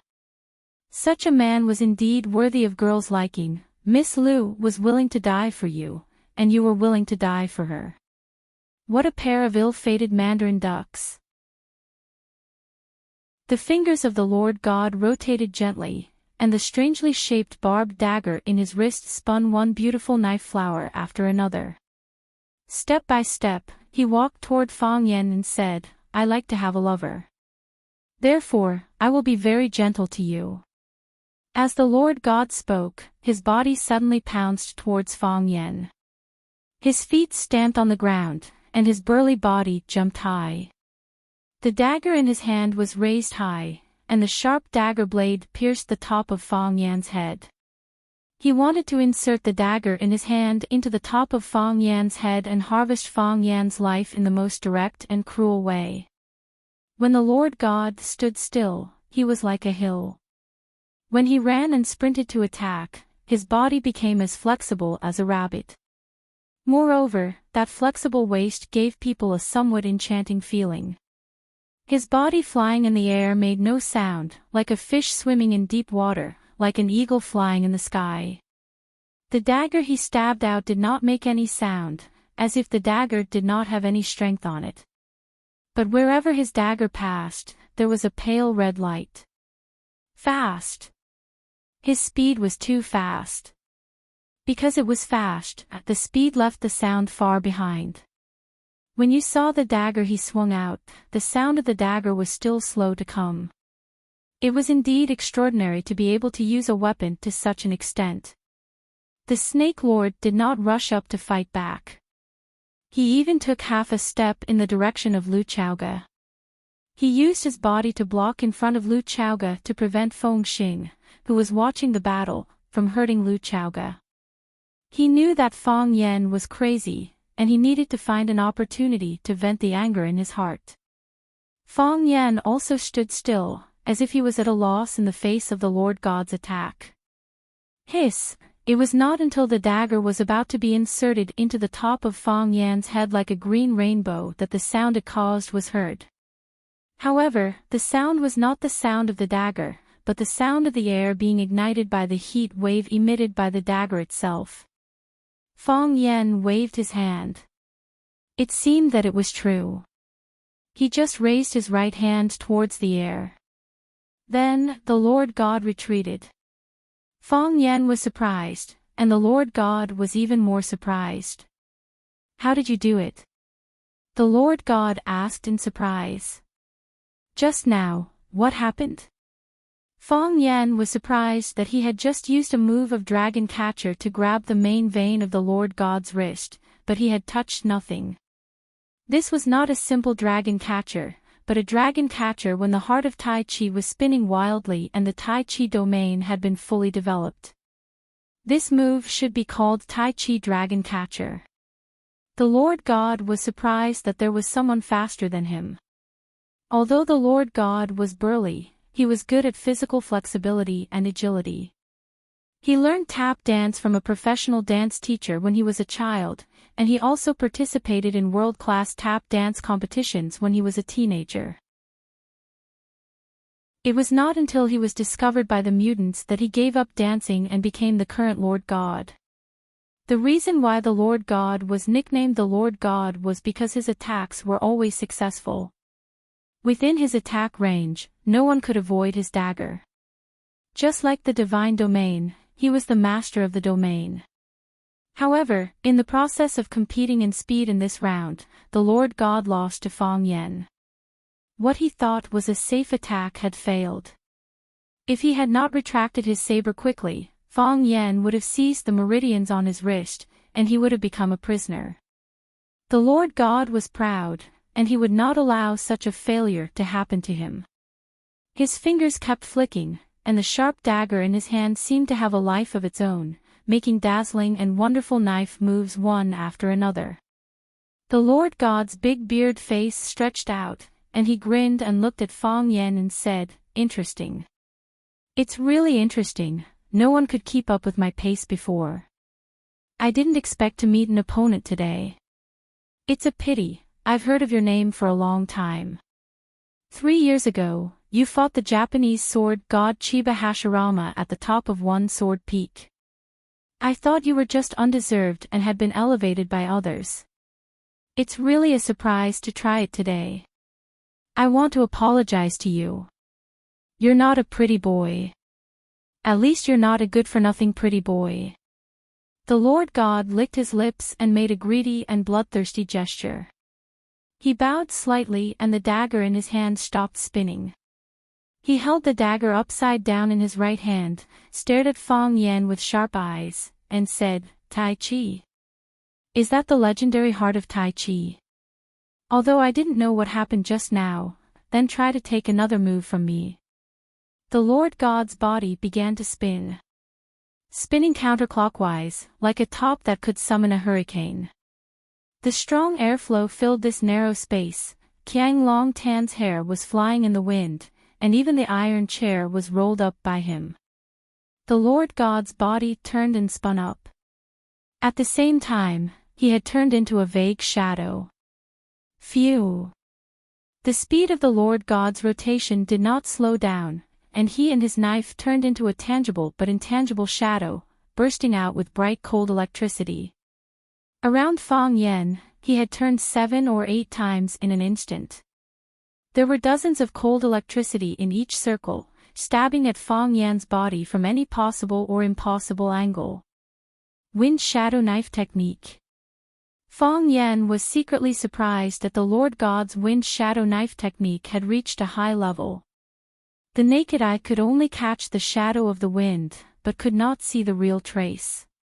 Each knife seemed to be scattered, but nearly 100 knives were connected to form an impenetrable knife net. A knife was connected to a knife, and a ring was connected to a ring. It made people's bodies tense and their hearts depressed. Killing Array. This was the power formed after the great success of the knife technique, killing with array. As long as you entered the array, there was no place to hide. However, he smiled coldly and said, "You actually dare to show off in front of me with your weak wind shadow saber technique? Who gave you such confidence?" The Lord God's voice came out of the tornado and said, "When I kill you, you will know where my confidence comes from." Fang Yan's words completely angered the Lord God. He spun faster, and the frequency of his knife was higher. Every knife stabbed at Fong Yan's vital points. Fong Yan's eyes were tightly shut, and he stood there without moving. He was waiting for the Lord God to show his true body. Because Fong Yan knew very well that the Lord God's continuous attacks were all illusory moves. The real killing move had not appeared yet. The Lord God was looking for the best gap, and Fong Yan was also looking for an opportunity to break the enemy. Fong Yan seemed to be impatient and reached out to grab the black shadow. Chirp! The wind stopped, and the Lord God's body finally appeared. He finally waited for the opportunity and stabbed at Fong Yan's chest. One-hit kill. Whoosh! Fong Yan lightly stretched out his hand. As if waiting for 1,000 years, his hand just happened to block the Lord God's attack route. He reached out and grabbed the Lord God's arm in the palm of his hand. You all deserve to die. Fong Yan said coldly. He really hated these scumbags. Gotcha! Fong Yan used his strength and directly broke one of the Lord God's arms.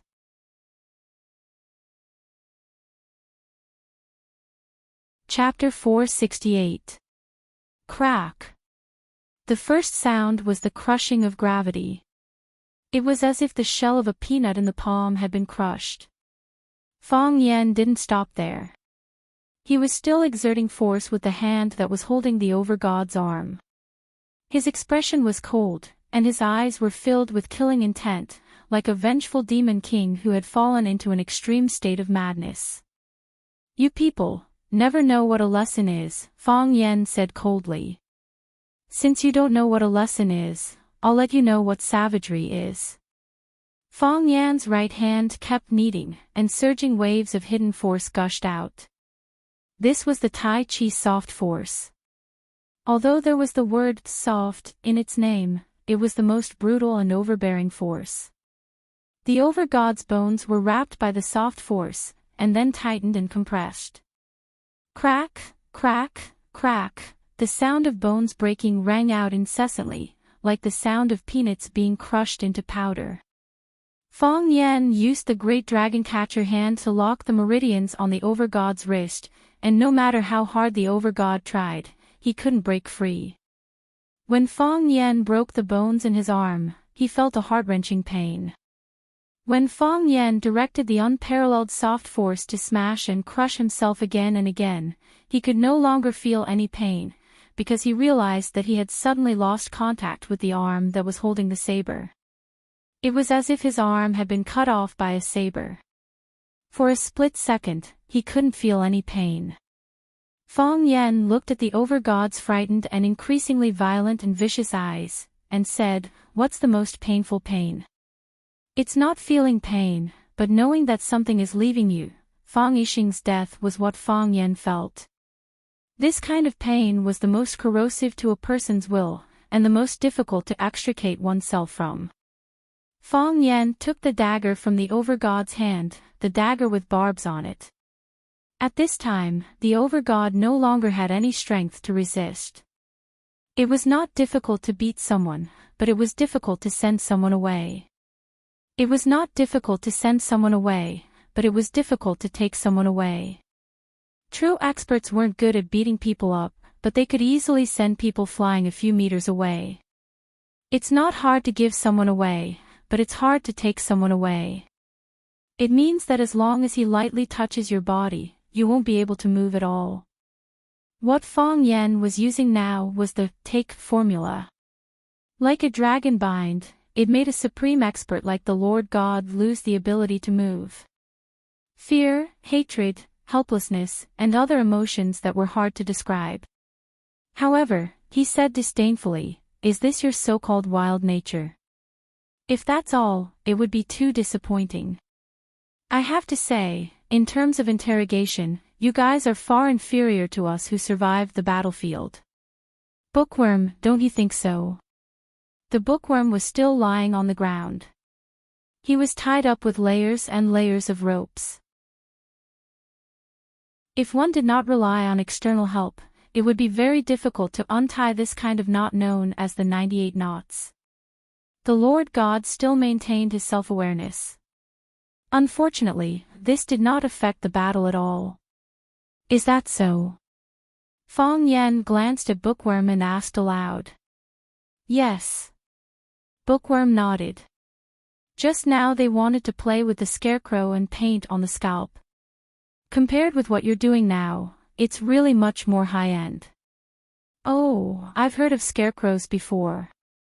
If you stab a living person with knives, the one who stabs the most knives and doesn't die will be the final winner. The last person who gets stabbed will have knives all over his body, just like a scarecrow. What is painting on the scalp? As Fong Yen spoke, the dagger in his hand slammed into the Lord God's heart. The dagger was sharp and didn't require much strength. He didn't use too much strength either. He held the dagger and slowly pushed it into the Lord God's body. Very gentle. And very affectionate. Every time he pushed, the Lord God's expression became more ferocious. With every centimeter, the Lord God's body trembled once. When the blade touched the pericardium, the Lord God's body trembled particularly violently. Although he didn't have the internal vision function, he could clearly feel the movement of the knife in the body, knowing when it pierced the skin, when it pierced the flesh, and when it would pierce the heart was pierced, and the person was going to die. The Lord God was not afraid of death, because death was another journey for him. However, he was afraid of such a way of death. He was afraid of this kind of feeling that the dagger was swimming in the body, but he didn't have the right to choose to let it move forward or backward. Fong Yen used the knife to tell you that you were going to die, but you didn't know when you would die. This sense of oppression before death was a destruction of confidence and the most powerful blow to the psychological defense line. The knife stopped moving outside the pericardium, but it moved back. There were 12 barbs on the dagger, and every time it moved back, a piece of flesh would be torn from the internal organs. The twitching was also very slow, so that the Lord God clearly felt the pain of his limbs being cut by him.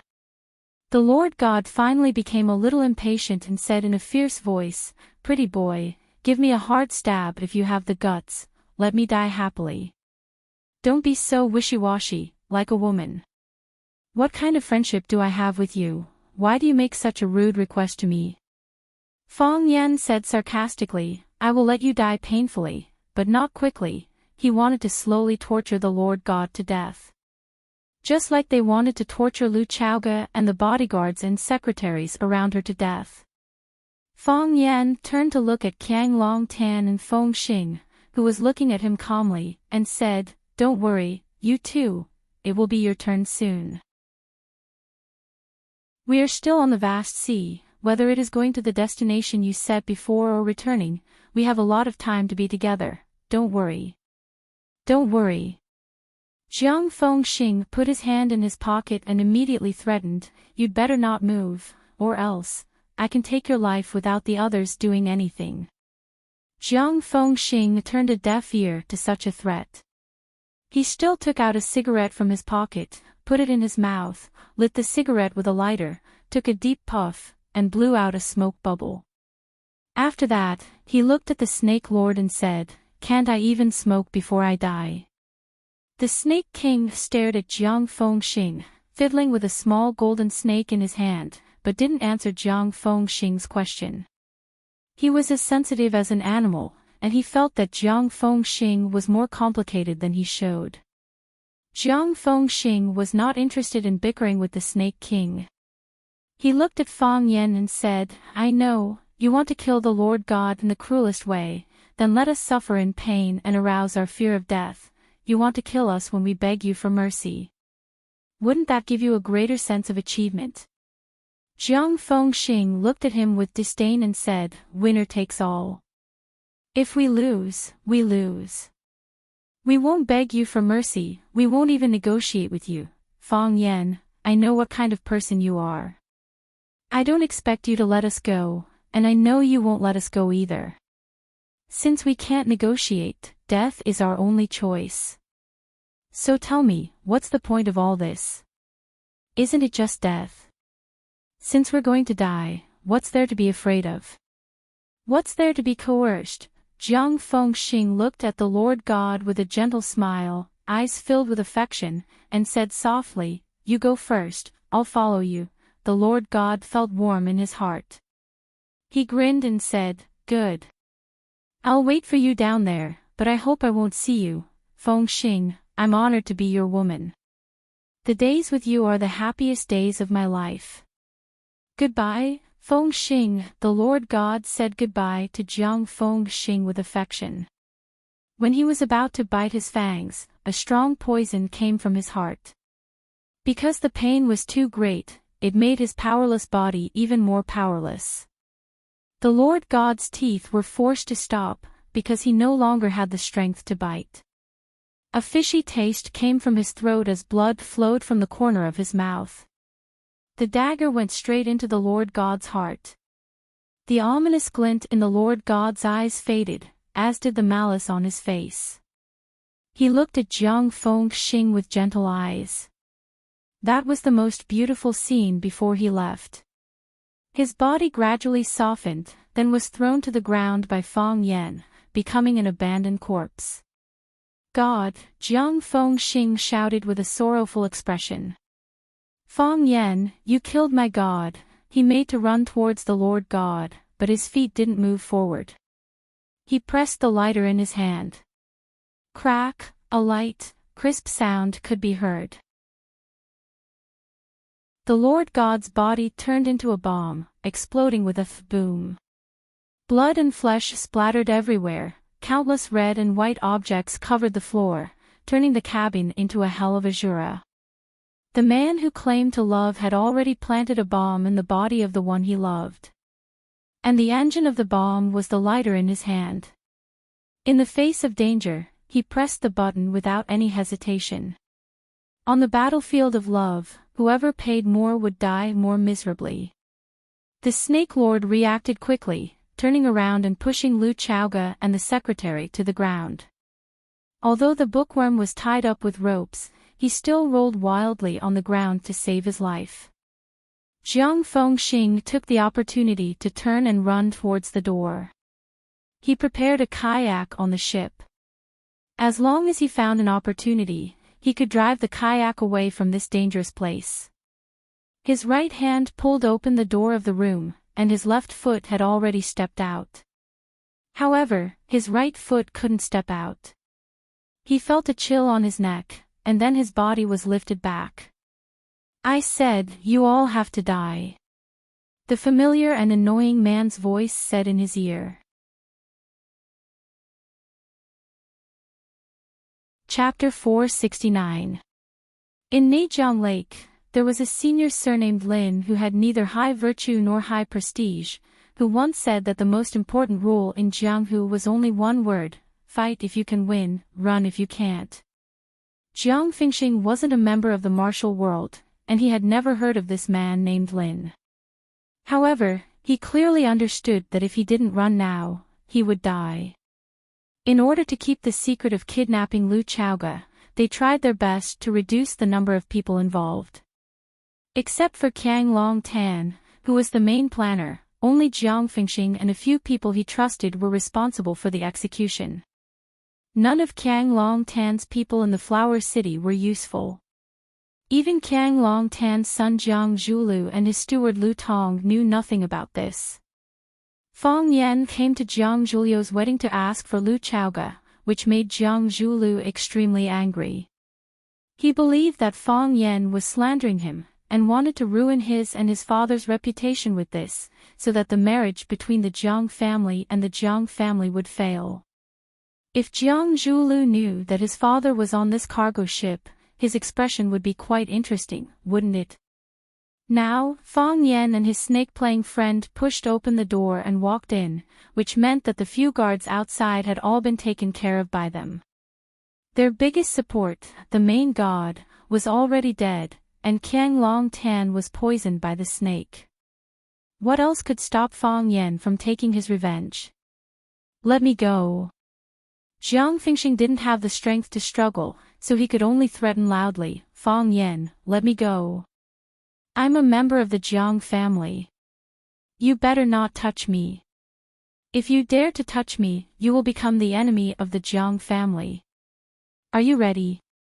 Do you really want to become the enemy of the Jiang family, a lion? What did you just say the Jiang family is? Fang Yan lifted Jiang Fingxing up, sneered and asked, a lion. So what if it's a lion? Isn't it still an animal? Fang Yan, you. Jiang Fingxing yelled in anger. The Jiang family was the Jiang family, respected and feared by everyone. Because he was a member of the Jiang family, everyone had to hold him high above their heads when he walked outside. To suddenly meet someone who did not place the Jiang family in his eyes, this feeling was rather unfamiliar. I don't want to be enemies with anyone, but if someone wants to hurt the people around me, I won't hesitate to make the whole world my enemy. It doesn't matter if he's a lion or a wolf, a tiger or a mad dog. This was Fang Yan's current state of mind. It was the greatest realization Fang Yixing had after dying in battle. At that time, Fang Yan was kind, passive, undisciplined, and didn't want to take on any responsibilities. He was a young man who didn't want to be enemies with anyone. However, when his father, Fang Yixing, died in battle, and when he rushed over, he could only carry his father's cold corpse back. The pain of being separated by life and death tore his body apart, causing him to grow up overnight. Fang Yan swore in his heart that he would never let the people around him leave again. I don't want to suffer this kind of unbearable pain anymore. Fang Yan, we can talk. Jiang Fengxing's tone eased a bit. He also understood that threatening Fang Yan with the Jiang family wouldn't bring him any benefits. Instead, it would only infuriate Fang Yan even more. You don't have any irreconcilable conflict with the Jiang family. Even if two kids have a small quarrel, the elders in the family won't take it to heart. It's better to squash enmity than keep it alive. I am willing to be the middleman between you and the Jiang family to solve this conflict. In this way, we can live in peace and develop together. Isn't that great? Plop. Fang Yan swung his hand and threw Jiang Fengxing's body onto the deck of the room. Jiang Fengxing showed a painful look. It seemed that this fall was quite heavy. Why should I solve the conflict with the Jiang family? Asked Fang Yan. Fang Yan. Jiang Fengxing rubbed his arm, which was hurting from the fall, and said, do you think that you can live a peaceful life after getting rid of us? Do you think that Dragon Pool and I are the only ones who are interested in the Rubik's Cube? You can ask Lu Xiaoge, you can ask herself, in these few years, how many times has she been in danger? How many assassination attempts has she been through? Are we the only ones who did it? Fang Yan, you have underestimated the attraction of the Rubik's Cube, and your current value. Looking down at Jiang Fengxing, Fang Yan continued, therefore, should keep you alive, and ask you to help me talk to the Jiang family, so that we can bury the hatchet. If I'm smart, I will also offer a part of Chaoyan Technology's shares to them. In this way, the Jiang family won't be interested in me anymore. With the protection of the Jiang family, the others who are interested in me will have to be more cautious. Am I right? Jiang Fengxing threw a sharp glance at Fang Yan and said, Chaoyan Technology has 3 major shares, and the Qin family has a great interest in them. With the Qin family, a true god, we don't need to be afraid of anything. However, it's easy to dodge a spear in the open, but hard to defend against a stab in the dark. One more friend, one more way out. You can be friends with the Qin family, but that doesn't mean you have to be enemies with the Jiang family. That won't do you any good. Chaoyan is developing fast, but it's not a good thing to be controlled by others. Besides, even if you can make billions, you have to make sure that you are healthy, and healthy, so that you can enjoy it. Am I right? Fang Yan looked at Jiang Fengxing with a meaningful smile and said, I understand what you just said. You are still threatening me, aren't you? Fong Yan, I am not threatening you.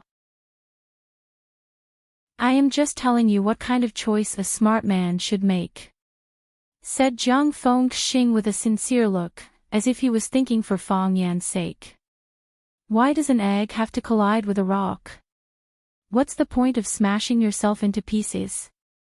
So, as a so-called smart man, I should let you go?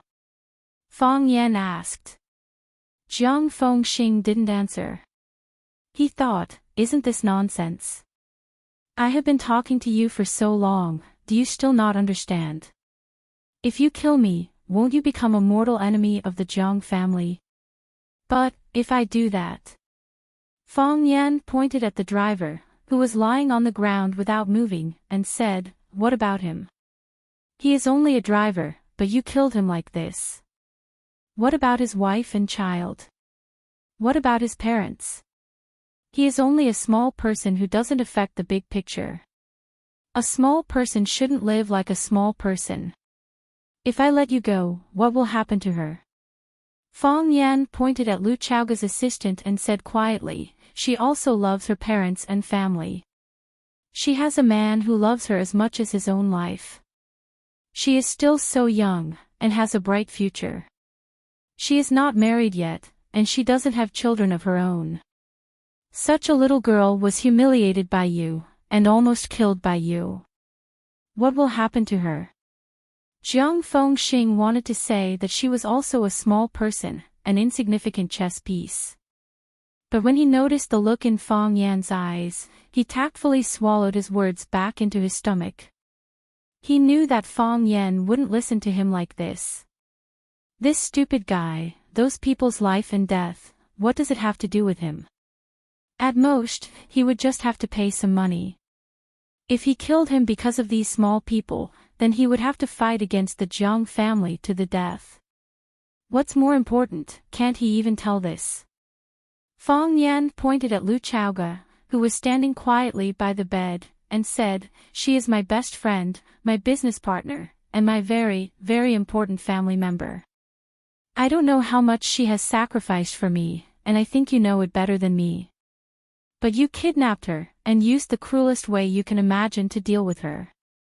If I were to be a smart person, as you said, what would she think?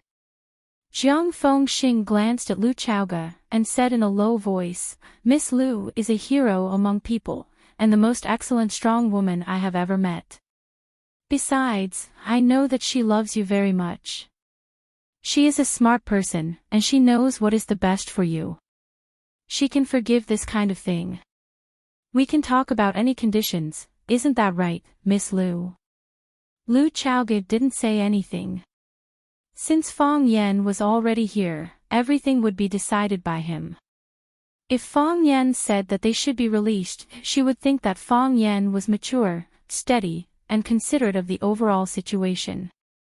If Fong Yan said that they should be killed, she would think that Fong Yan was a man who could distinguish kindness and hatred clearly, and was loyal.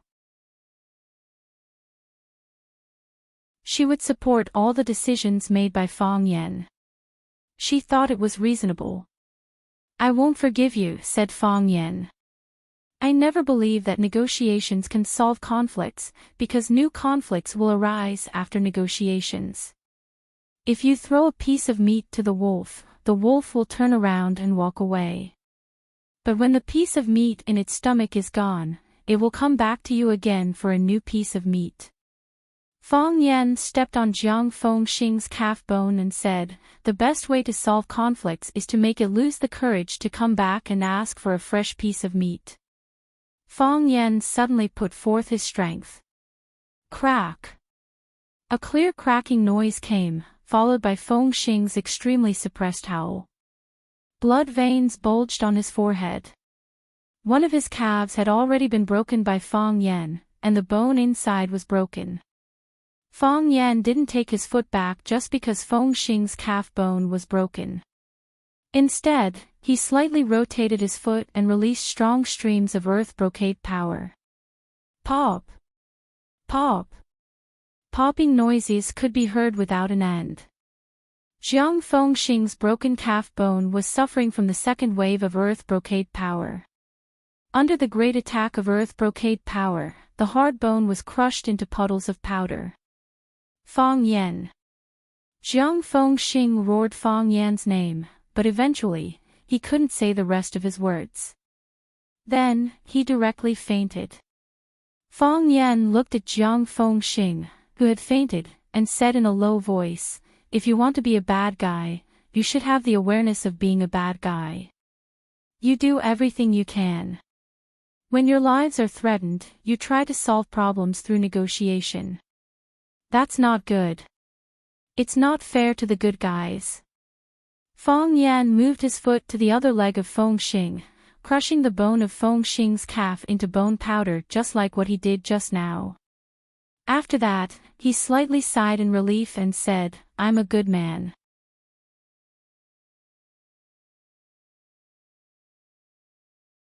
Chapter 470. What was the feeling of fainting and waking up again? It was the feeling of hovering between life and death. The first kick of Feng Yan crushed Fengxing's lower leg bone into ashes, making him pass out immediately.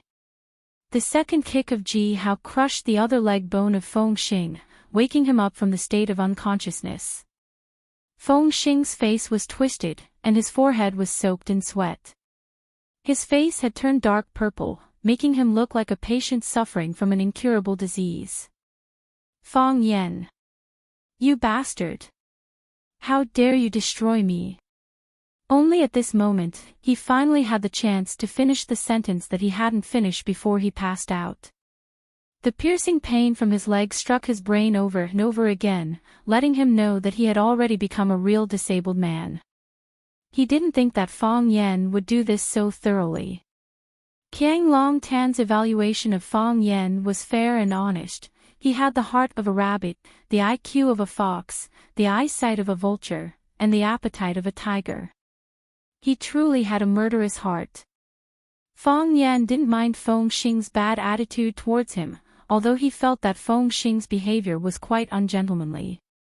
With a calm look, Feng Yan looked at Fengxing, who was sitting on the ground and howling in pain, and said, "I don't care about being cursed at, but I don't like being cursed at. After all, it's not a pleasant thing." Feng Yan threw a kick towards Fengxing's arm. Crack! The familiar bone-cracking noise came once again, and Fengxing passed out again before he could even let out a scream.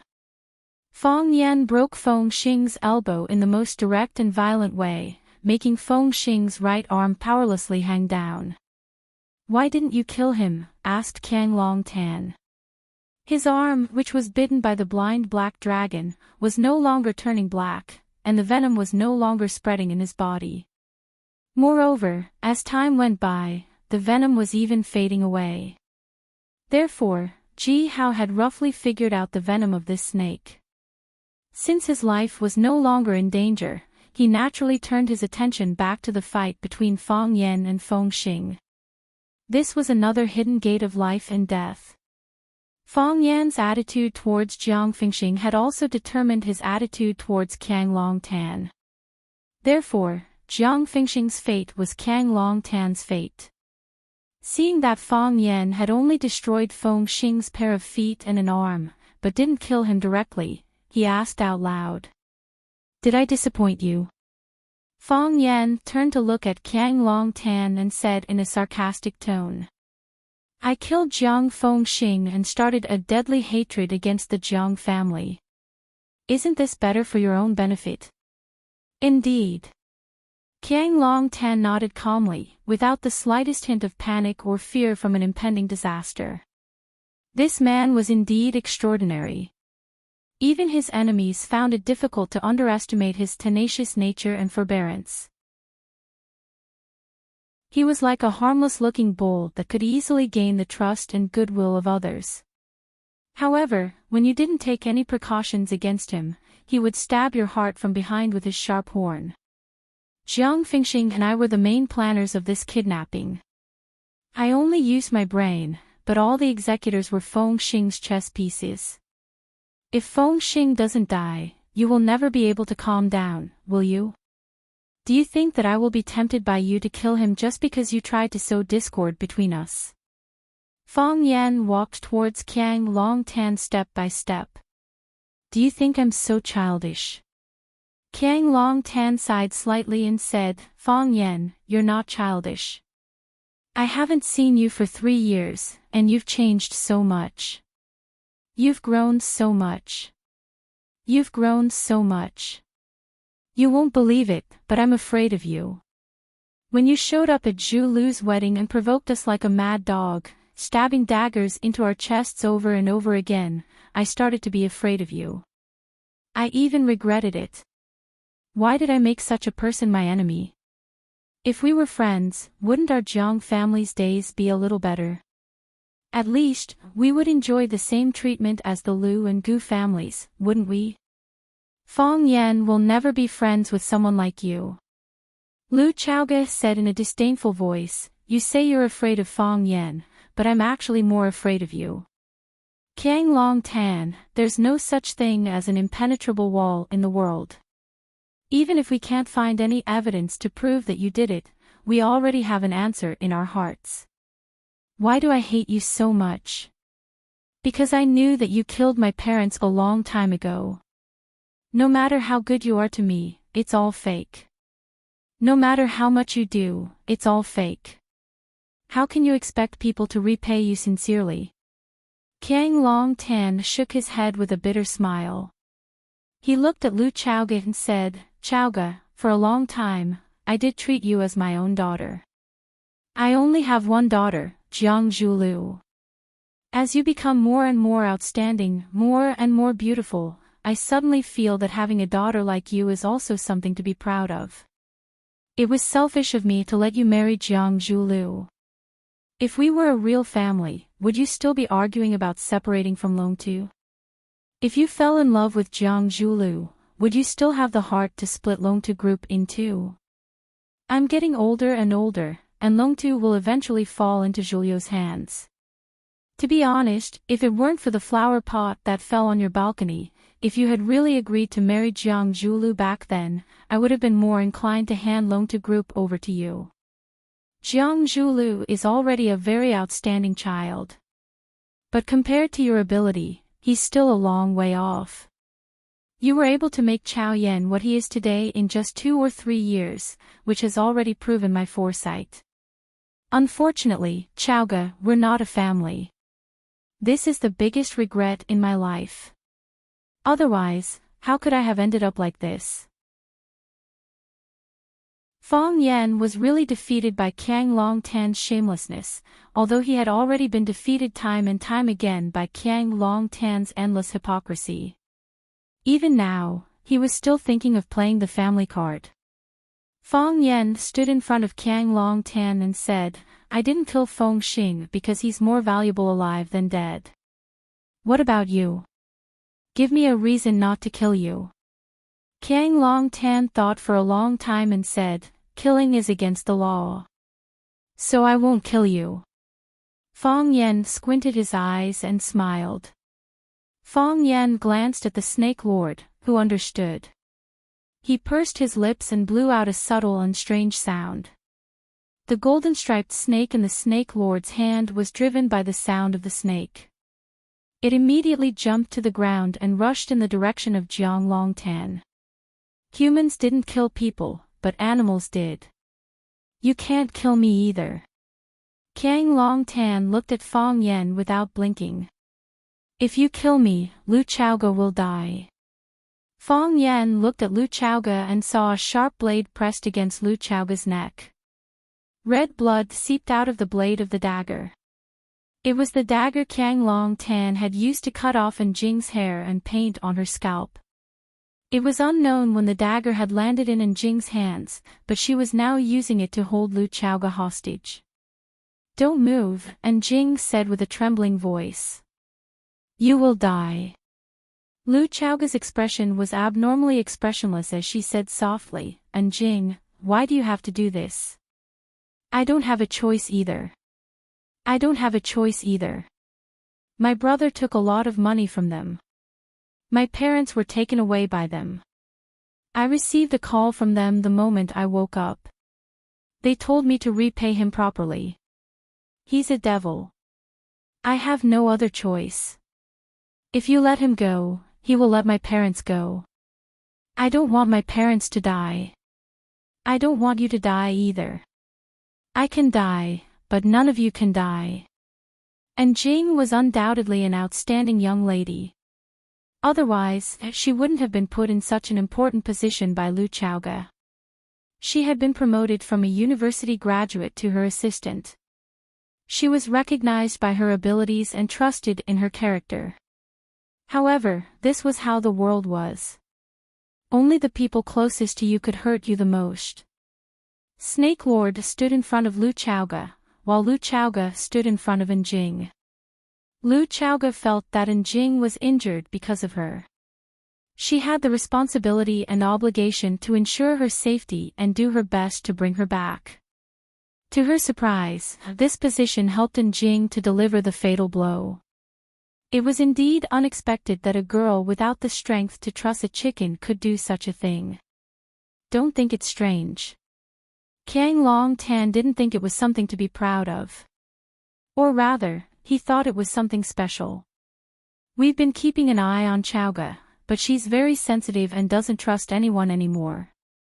And Jing is a pawn we can use, but we don't dare get too close to her. We're afraid that we'll alert her and make her lose her value. However, we have been in contact with her brother. All the information about her family and the main members of the family are in my hands. Fong Yan, this is the inspiration I got from you. Didn't you use this trick to get Lu Tong to join your side? If Lu Tong hadn't put on a show with you, we wouldn't have ended up in such a sorry state. Fong Yan, who do you think is truly trustworthy in this world? I trusted Lu Mingtu so much back then, but he still hid the biggest secret of the Rubik's Cube from me. Good people really don't get what they deserve. Fong Yan's expression became gloomy and cold again. He hated it when the people around him left him, so he hated all kinds of actions that could lead to horrible things. Without a doubt, Jing's betrayal made him hesitate to take action for fear of harming the innocent. No matter what reason they had, it wasn't an excuse for Fong Yan to forgive them. Chapter 471. Never underestimate your opponent at any time. Because no one knew if he had an even more powerful trump card up his sleeve. Qiang Long Tan was such a man. He was the perfect combination of a scalper and a dog. After exhausting the diligence and forbearance of a scalper, he finally jumped out and bit people like a dog. Qiang Long Tan looked at Fong Yan with a gentle smile and said, "You're a filial child. Your father died in battle, and you mourned for 3 years. This isn't something young people nowadays can do. Your father's death made you depressed for a few years, but it also made you learn to cherish your family." Chaoga rejected Zhu Lu's pursuit and focused on building a business empire for you. She's qualified to be your family, right? Fong Yan, if you let her down, how can you feel at ease? Fong Yan was no longer in the mood to talk to Qiang Long Tan. In his eyes, this was just a dead man with a high IQ. Fong Yan stared at Enjing and said, "Enjing, put down the knife, or you'll regret it. If you dare hurt a single hair on her, Qiang Long Tan doesn't even need to do anything. I'll kill your parents and family." Fong Yan's face was filled with murderous intent, like a Shura demon that had just crawled out of hell. "I can't let them go." Enjing's eyes were moist, and she said with tears, "I can't let them go. If they let my parents go, they'll die, they'll do anything. I can't let them go. Be quiet, don't be agitated. Calm yourself down and think about it." Lu Chaoga's voice was gentle and calm as she comforted her. This woman's aura was strong, and her heart was even more determined. Even now, she still maintained absolute calmness, as if the person with the knife against her neck was someone else. "I can understand why you made such a choice. If it were me, I'd make the same choice as you. I'm just your boss, but they're your parents. They're the people who gave birth to you, raised you, and gave you life. For them, I can understand you doing anything. But have you ever thought that even if you kill me, will he let your parents go? You've been with me for 2 years, and this isn't the first time you've dealt with people like Kang Long Tan. You should know that he won't allow what happened today to leak out. If he escapes from here, the first thing he'll do is get rid of your parents. I know, but and Jing cried even more miserably, and her emotions were close to breaking down. Her hand, which was holding the knife, kept shaking. Every time she shook, a shallow cut appeared on Lu Xiaoga's slender neck. The red blood was like a thin red line, and it was slowly spreading forward. But I don't know what to do. I can't let him go. Boss Lu, can you ask Fang Yan to let him go? Lu, and Jing, Lu, Don, Lu, but Lu Xiaoga sighed and said, and Jing, don't you understand? Only by keeping him here can your parents and family be safe and have a chance to survive. If you let him go, they will only die. Whether it's for you or for me, we can't let this person go. Boss Lu, I beg you, scram. Fang Yan suddenly shouted harshly. A majestic force sprayed out from his mouth. This kind of extremely penetrating explosive sound almost burst people's eardrums. Just as Jing was about to say something, she suffered the attack of the Taoist mountain strike mantra that contained inner strength and resembled the Buddhist lion's roar. Her mind went blank for a moment, and there was a roar in her ears. When the thunder in her ears disappeared and her consciousness returned to normal, she found that she had lost the ability to breathe. His neck was gripped by Fang Yan's hand. His feet were off the ground, and he was hung in the air by one of Fang Yan's arms. And Jing was completely dumbfounded by Fang Yan's actions. She had no idea what had happened. Just now, she had clearly held a knife to Boss Lu's neck. Why was it that in the blink of an eye, her neck was being held in someone's hand? And Jing had been following Lu Xiaoga and had seen many battles and ambushes, but she still didn't understand what the real underworld was. When everyone spoke, they would naturally focus a portion of their attention on the choice of words and sentences. Otherwise, no one could guarantee that their words had not expressed the meaning they wanted to express. It was the same for Jing. Just as she was seriously about to beg for mercy from Lu Xiaoga, Fang Yan suddenly cast the mountain strike mantra that could confuse a person's mind and soul. It instantly froze Jing, a woman with weak willpower. 1 second, or maybe only 1/100th of a second. In less than a blink of an eye, Fang Yan had already entered the Taiji domain.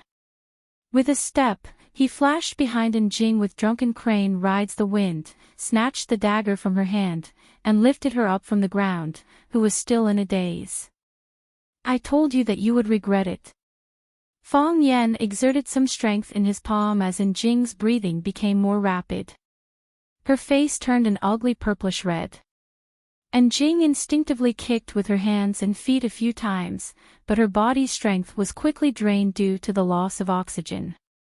She glanced at Lu Xiaoga and a relieved smile appeared on her face. This was good too. If she died, she wouldn't have to face such a difficult choice again. Death was the best release. She looked at Lu Xiaoga as her lips moved slightly, but she couldn't make a sound. However, Lu Xiaoga understood and knew that she wanted to say, sorry. Fang Yan, let her go. Lu Xiaoga walked in front of Fang Yan and said. The killing intent in Fang Yan's eyes didn't diminish, and he didn't loosen his grip on Jing's arm. He didn't want to let Jing go, even though he sympathized with her. She saved my life, Lu Xiaoga said. Last July, I went to watching Seaview Club for an appointment. When I got out of the car, a gunman sniped at me. She took a bullet for me. Lu Xiaoga touched Jing's shoulder and said, that shot was here. If it wasn't for her, I owe her my life. Plop. Fang Yan threw Jing to the ground, and she lay there coughing violently before taking deep breaths. If Fang Yan had held on a little longer, Jing would probably be a corpse that still had body warmth. Lu Chaoge saved Jing, but she wasn't as concerned about her injuries as before. You saved my life, so I'll return the favor. You've done your part, and I've done mine. But from then on, they were strangers. All the admiration, all the support, all the feelings, and all the anticipation vanished when she held a knife to her neck. Betrayal. This was the greatest harm. It was impossible for Lu Chaoge to keep a person who had betrayed her by her side. Even if she allowed it, Fang Yan wouldn't allow it. When Kang Long Tan saw how Fang Yan easily broke through his trap and saved Lu Chaoge, he shook his head and said with a sigh, I've always despised force because I think it's the only choice for people with low intelligence. Now, I have to admit that sometimes, force is indeed the best way to solve problems. Of the 3,000 great Daos, only force is undefeatable. I admit defeat. Fang Yan didn't even look at Jiang Zhulu. Instead, he walked over and helped Lu Chaoge out of the room.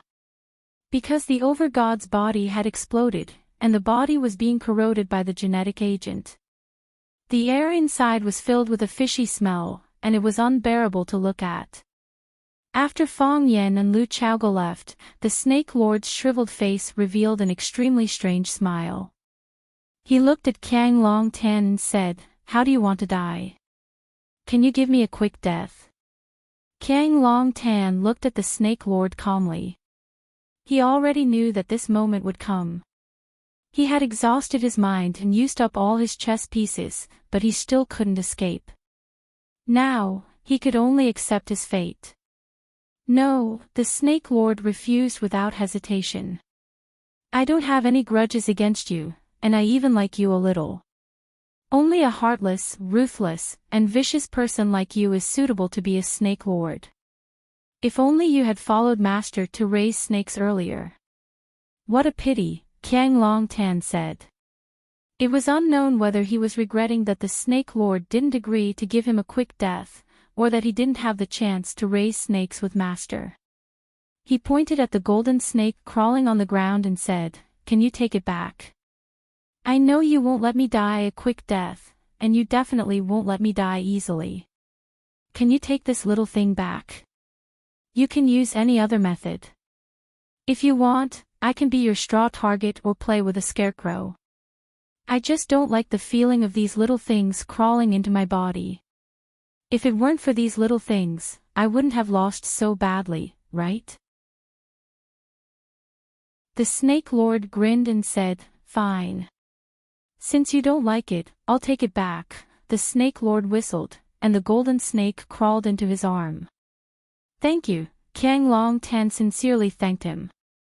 Even at this point, there was still someone willing to agree to his request.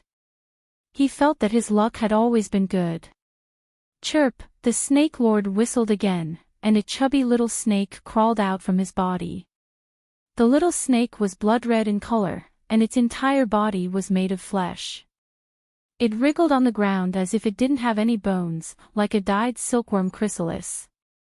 Kang Long Tan's eyes turned cold, and he had a bad feeling. Don't be afraid, it's not a snake, it's a blood maggot, the Snake Lord said with a smile. The Snake Lord smiled and said, It will enter your body and live in one of your internal organs. It can live for a long time. Until it can't find any food, or it gets tired of staying there, it will try to dig a hole outside. Chirp. The Snake Lord whistled again, and the blood maggot rushed towards Kang Long Tan at a speed that didn't match its body at all. It ran to the top of its shoe, and then crawled towards its upper body. Kang Long Tan tried to slap it with his hand, but missed. He jumped and shook with all his might, trying to shake off the blood maggot. But the blood maggot had suction cups under its feet, and no matter how hard he tried, it wouldn't let go. Whoosh! The blood maggot quickly crawled to Kang Long Tan's face, and after probing around with its tentacles, it suddenly drilled into Kang Long Tan's nostrils.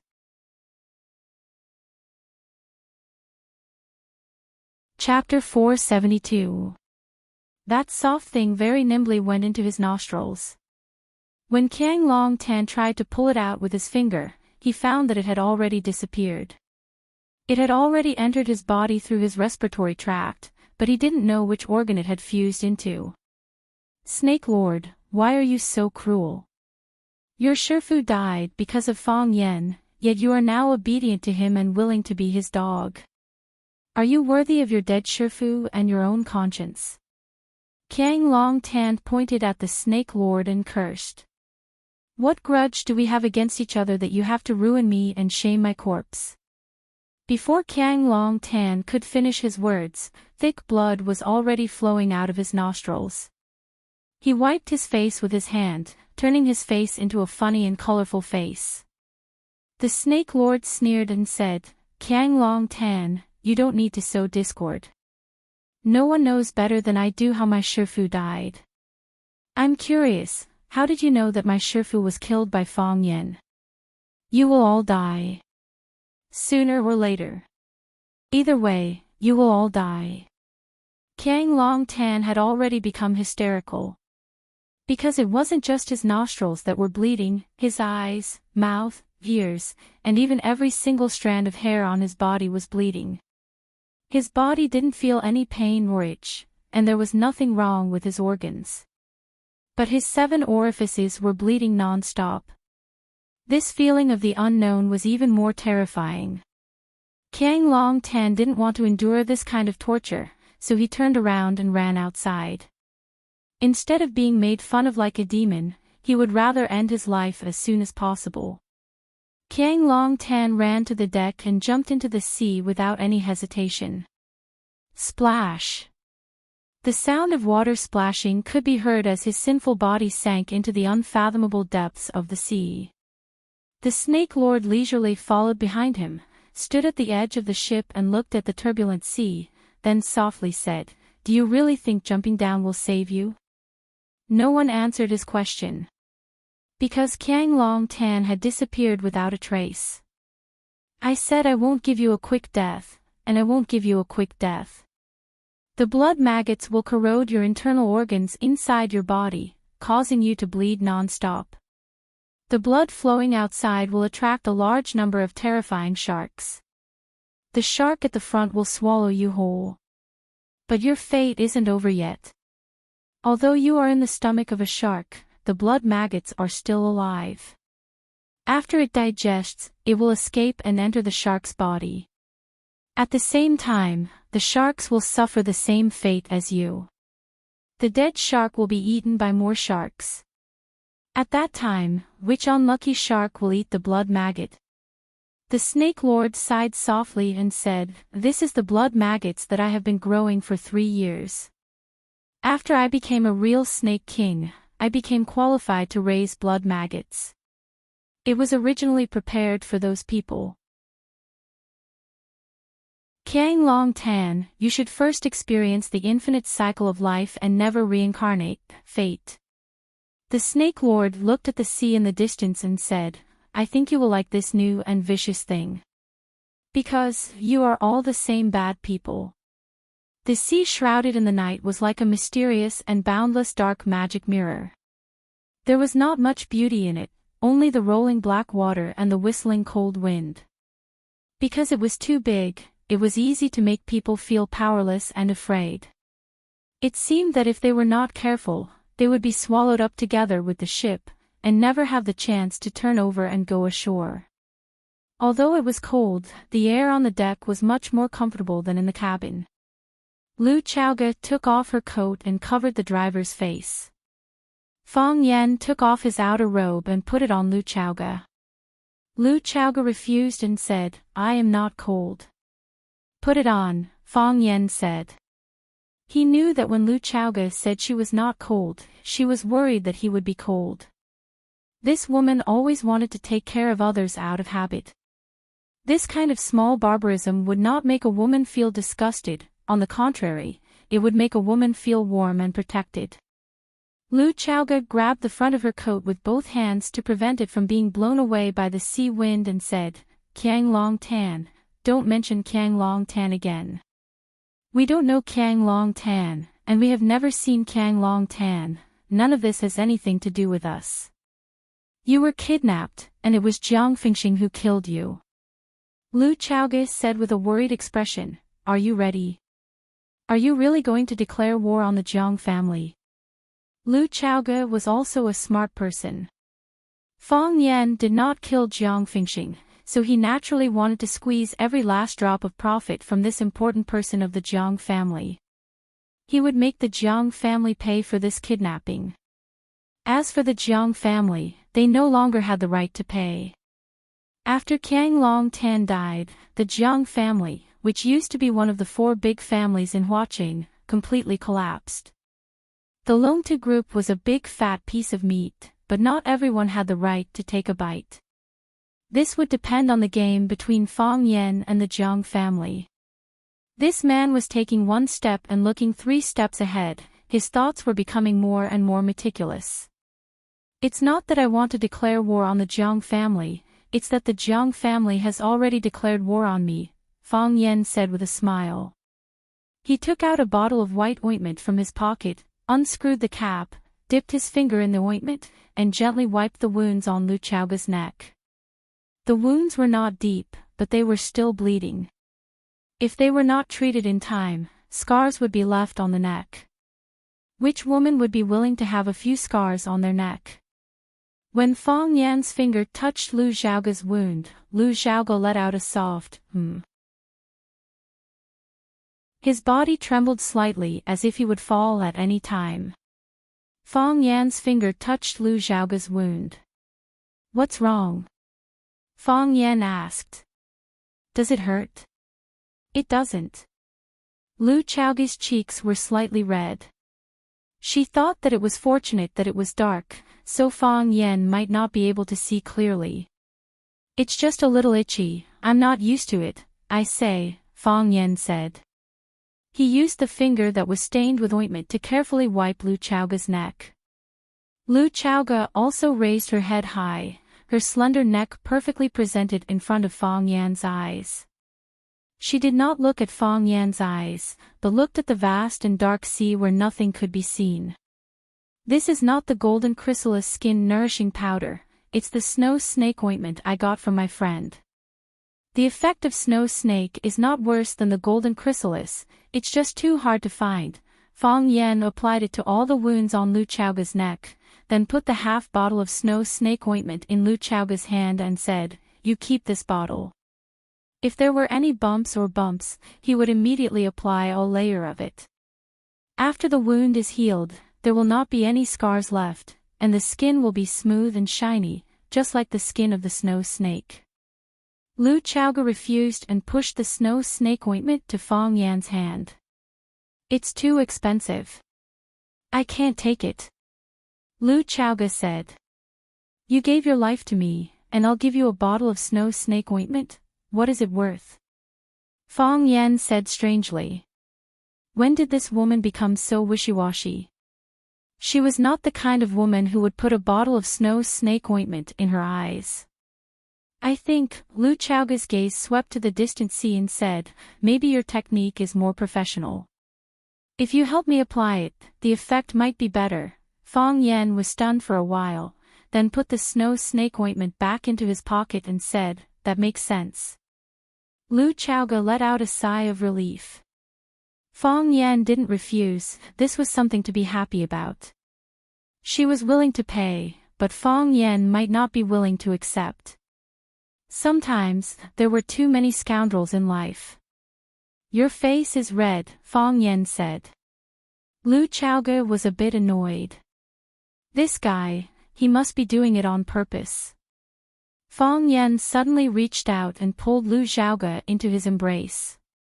He said emotionally, you don't know how worried I was when I found out that you were kidnapped. Jiang Zhulu was sitting across from me at the time, and I had the urge to tear him apart. I was too scared that the people I cared about would leave me. The feeling of not being able to see you again in this life is too terrifying. Just thinking about it makes me feel cold all over and despair seep into my bones. I really can't imagine what kind of crazy things I'll do if you don't come back. Chowga, I apologize. I admit, ever since you hid the truth from me about your aunt, I've been on guard against you. I wanted to get close to you, but there was always a barrier in my heart. I know, Lu Chowga lay in Fong Yan's arms tiredly and said, I could feel it. All the responsibility was on me, so I never felt wronged. But later, you sacrificed so much for me. I left for 3 years, and you held on for 3 years. I mourned for 3 years, and you worked hard for 3 years. I thought about it peacefully for 3 years, and you fought openly and secretly for 3 years. This kidnapping was just a continuation of the previous traps. I thought, if it wasn't this time, if it was the previous time, if it was any other time in the past 3 years, if I wasn't there at that time, if you were kidnapped, would I be the biggest sinner? If something happened to you, how could I be worthy of what you've done for me? How could I live up to my own conscience? Fong Yan, this is something I'm willing to do. It's also the only thing I can do. I said that I would bring Chao Yan technology to a higher level, and I want the whole world to look up to you. If a man wants to fight on the battlefield, a woman will choose a good horse with a golden saddle and sew an indestructible armor for him. Chao Yan is your strongest armor. Fong Yan hugged Lu Chowga tightly and said, I won't let anyone hurt you anymore. I promise. Because Fong Yan hugged her too tightly, Lu Chowga felt that she couldn't breathe properly and was about to suffocate. But she was really greedy for this feeling of being protected.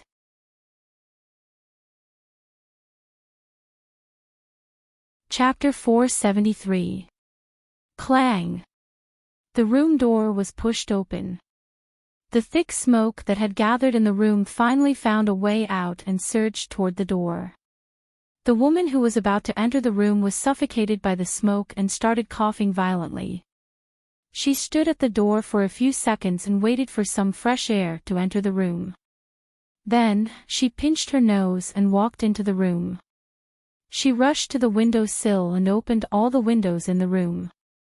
After the smoke had dissipated, she released her nose and said in a displeased tone, Jiang Zhulu, why did you smoke so much? Are you trying to poison yourself to death? Piak. The woman turned on the lights in the room and saw Jiang Zhulu smoking on the sofa in the corner of the room.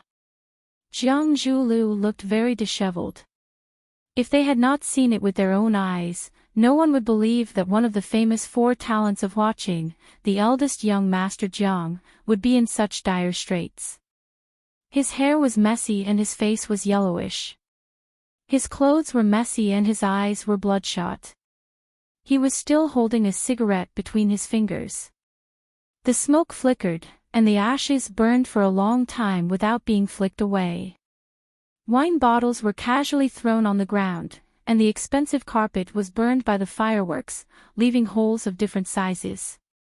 It looked like a tattered rag that had been used for a long time. Jiang Shangxin raised her eyebrows and said, Jiang Zhulu, is this how you should behave? Is this how a man should behave? If that's all there is to it, then it's too disappointing. What did you say? Jiang Zhulu looked up and stared at Jiang Shangxin with his bloodshot eyes. As he smoked too much, his throat was already hoarse from the smoke. I said that you are a coward, a coward. You are very, very disappointing. Jiang Shangxin stood arrogantly at the door of the room and looked at Jiang Zhulu coldly. Jiang Zhulu pressed the cigarette butt into the ashtray and suddenly pounced toward Jiang Shangxin. Jiang Shangxin wanted to turn around and escape, but Jiang Zhulu grabbed her waist from behind. Jiang Zhulu, you are a coward, you are a coward. Let go of me, let go of me. Jiang Shangxin shouted. However, in Jiang Zhulio's villa, those who were qualified to enter were not around and those who were here did not have the right to enter. No one would respond to Shangxin's cries. Not only did Jiang Zhulu not let go of Shangxin, he hugged her even tighter. He pressed Shangxin's body against the door and reached out to lift her skirt. He grabbed the hem of her skirt and pulled off her underwear. Jiang Zhulu didn't even unbuckle his belt or take off his pants. He just unzipped it and entered in an extremely rude and unreasonable manner. The gentleman of the past had lost all pretense, etiquette, and honor at this moment. He only wanted to find a way to vent the violence and fear in his heart. It just so happened that Shangxin was here. To him, this was the best way. Jiang Shangxin struggled with all her might, but she was far less forceful than Jiang Zhulu, who had descended into a state of madness. Rape is like life. If you can't resist, then just quietly enjoy it. Jiang Shangxin finally calmed down. As she laid her hands on the door and stopped moving, she stuck out her buttocks and welcomed Jiang Zhulu's repeated attacks. After the storm subsided, Jiang Zhulu collapsed weakly on her back. He silently lifted Shangxin's skirt up and tidied his own clothes. As a noble lady, she had to make herself appear as calm and elegant as possible. After tidying Shangxin's clothes, she turned around and helped Jiang Zhulu to zip up his pants. Then, she helped him to the sofa. "I'm sorry." Jiang Zhulu lay on the sofa and said in a low voice. "There's nothing wrong with adding some spice." Jiang Shangxin said expressionlessly. "I mean..." Jiang Zhulu's mind went blank and he tried hard to think of his words. "My performance has disappointed you. All along, I felt that I was very strong and calm. There was nothing that I couldn't do, and there was no opponent that I couldn't win against. Now, I know that it was all because of my father's strong support. I'm not strong because I'm strong, and I'm calm because of my father. Subconsciously, I always thought that it's okay if I don't do well. If I don't do well, there's still my father to help me and the Jiang family to support me. They will always help me get the final victory. In the past, I didn't want to admit it and always wanted to do something to prove myself. To prove to others and to my father. I want to tell them that I can do what my father can do. Now, I know that I can't do what he can do. Without me, the Jiang family won't suffer any losses. But without my father, it will be unstable." Jiang Shangxin reached into her bag and took out a lady's cigarette. She took out a stick and put it in her mouth. The thin and long stick complemented her delicate red lips and gave off a strange sense of temptation and beauty. "You haven't found them yet?"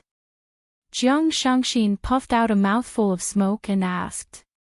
"No." Jiang Zhulu shook his head. He reached out to touch the box of cigarettes, but realized that it was empty. Jiang Shangxin passed her cigarette over. Jiang Zhulu waved his hand and said, "I'm not used to it. My father hasn't been found either." Jiang Shangxin said. Jiang Zhulu's face was full of worry and he said, "Where do you think they went? Did they leave alone or together? Why did they leave so secretly and in such a hurry? Why didn't they say anything when they left? Why didn't they leave a message? They didn't even say anything because they didn't want to alarm anyone. They didn't say anything because they knew that they would definitely be able to come back. Where exactly did they go?" Jiang Zhulu asked confusedly. Jiang Shangxin crossed her long legs and stared at Jiang Zhulu coldly. "You really don't know?" Jiang Zhulu's expression froze and he said embarrassedly, "I only suspected it, but I didn't have any evidence to support it. Other than the kidnapping of Lu Chaoga, what else was there for them to disappear so mysteriously?" "You mean, the two of them worked together to kidnap Lu Chaoga?" Jiang Zhulu asked in shock. "Why?" "Feeling sorry for her." Jiang Shangxin laughed coldly. Reaching out, Jiang Zhulu pulled Shangxin into his embrace and said, "Shangxin, do you think that I would still have such thoughts at this stage? Lu Chaoga and I are already a thing of the past. You are the wife that I have officially married. How do you know that they left because of this? My father has always denied this matter and didn't reveal anything to me. My mother said so. Jiang Shangxin said, the outside world always thought that my father was highly regarded by the Jiang family because of his outstanding abilities. In fact, he was just an idiot. Because my father had some special fetishes, the Jiang family always felt that they had let my mother down. Therefore, many of the important businesses had been handed over to my mother to manage. My mother was not inferior to any man and managed all the businesses in an orderly manner. She even earned more than some of the businesses that the men were in charge of. The Jiang family couldn't push my mother away directly, so they could only push all the credit to my father. He really picked up a huge bargain. Jiang Zhulu knew that his wife, Jiang Shangxin, did not have a harmonious relationship with his father. Even the speech at the wedding was made by his mother. His father, Jiang Fengxing, did not even have a chance to speak. Now that he heard her say that his father had some special fetishes, Jiang Zhulu knew that those obscure rumors were actually true. Jiang Shangxin extinguished the cigarette butt in her hand, as if she was strangling some of her bad mood. Although my father was a bit of an idiot, he still knew to discuss with my mother before he did anything. My mother would help him analyze what he could do and what he couldn't do. This time, he left without saying goodbye, which meant that he wanted to do something that he didn't want all of us to know. Moreover, when Fang Yan made a scene at our wedding, my father dragged us away. I asked my mother about Fang Yan's motive for doing this. My mother said that flies don't stare at seamless eggs. At that time, I only thought that even my mother had been convinced by Fang Yan's vivid performance. Jiang Zhulio's expression became increasingly solemn. He looked at Jiang Shangxin and asked, if the two of them really did this together, what do you think the outcome would be? Give up, they won't be able to come back. Jiang Shangxin said, if they haven't come back now, they won't be able to come back in the future. Yes. They didn't want others to know about this secret, so they could only keep their mouths shut. They knew that if they didn't come back now, more people would be alerted. Therefore, no matter what the reason was, they would definitely rush back in the shortest time possible. Now that they haven't come back, they probably... Jiang Zhulio's eyes turned red. He was different from Jiang Shangxin, he had deep feelings for his father.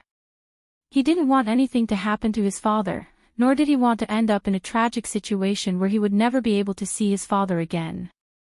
At this moment, he really hated Fang Yan and was extremely afraid of Fang Yan. This man, Fang Yan, was simply the longest nightmare of his life. Jiang Shangxin looked at Jiang Zhulu and said, I am here to see if you have made the final decision. If something happened to Qiang Long Tan and Jiang Fengxing, it would prove that their kidnapping of Lu Chaoga had been exposed. Fang Yan could either kill them or use them as pawns to negotiate with the Jiang family. If Fang Yan chose the first option, the Jiang family would be in trouble. If Fang Yan chose the second option, the Jiang family's general family would face a serious disaster. If Qiang Long Tan wasn't around, Jiang Zhulu would be the head of the Jiang family. What choice would he and the Jiang family's Longtu group make?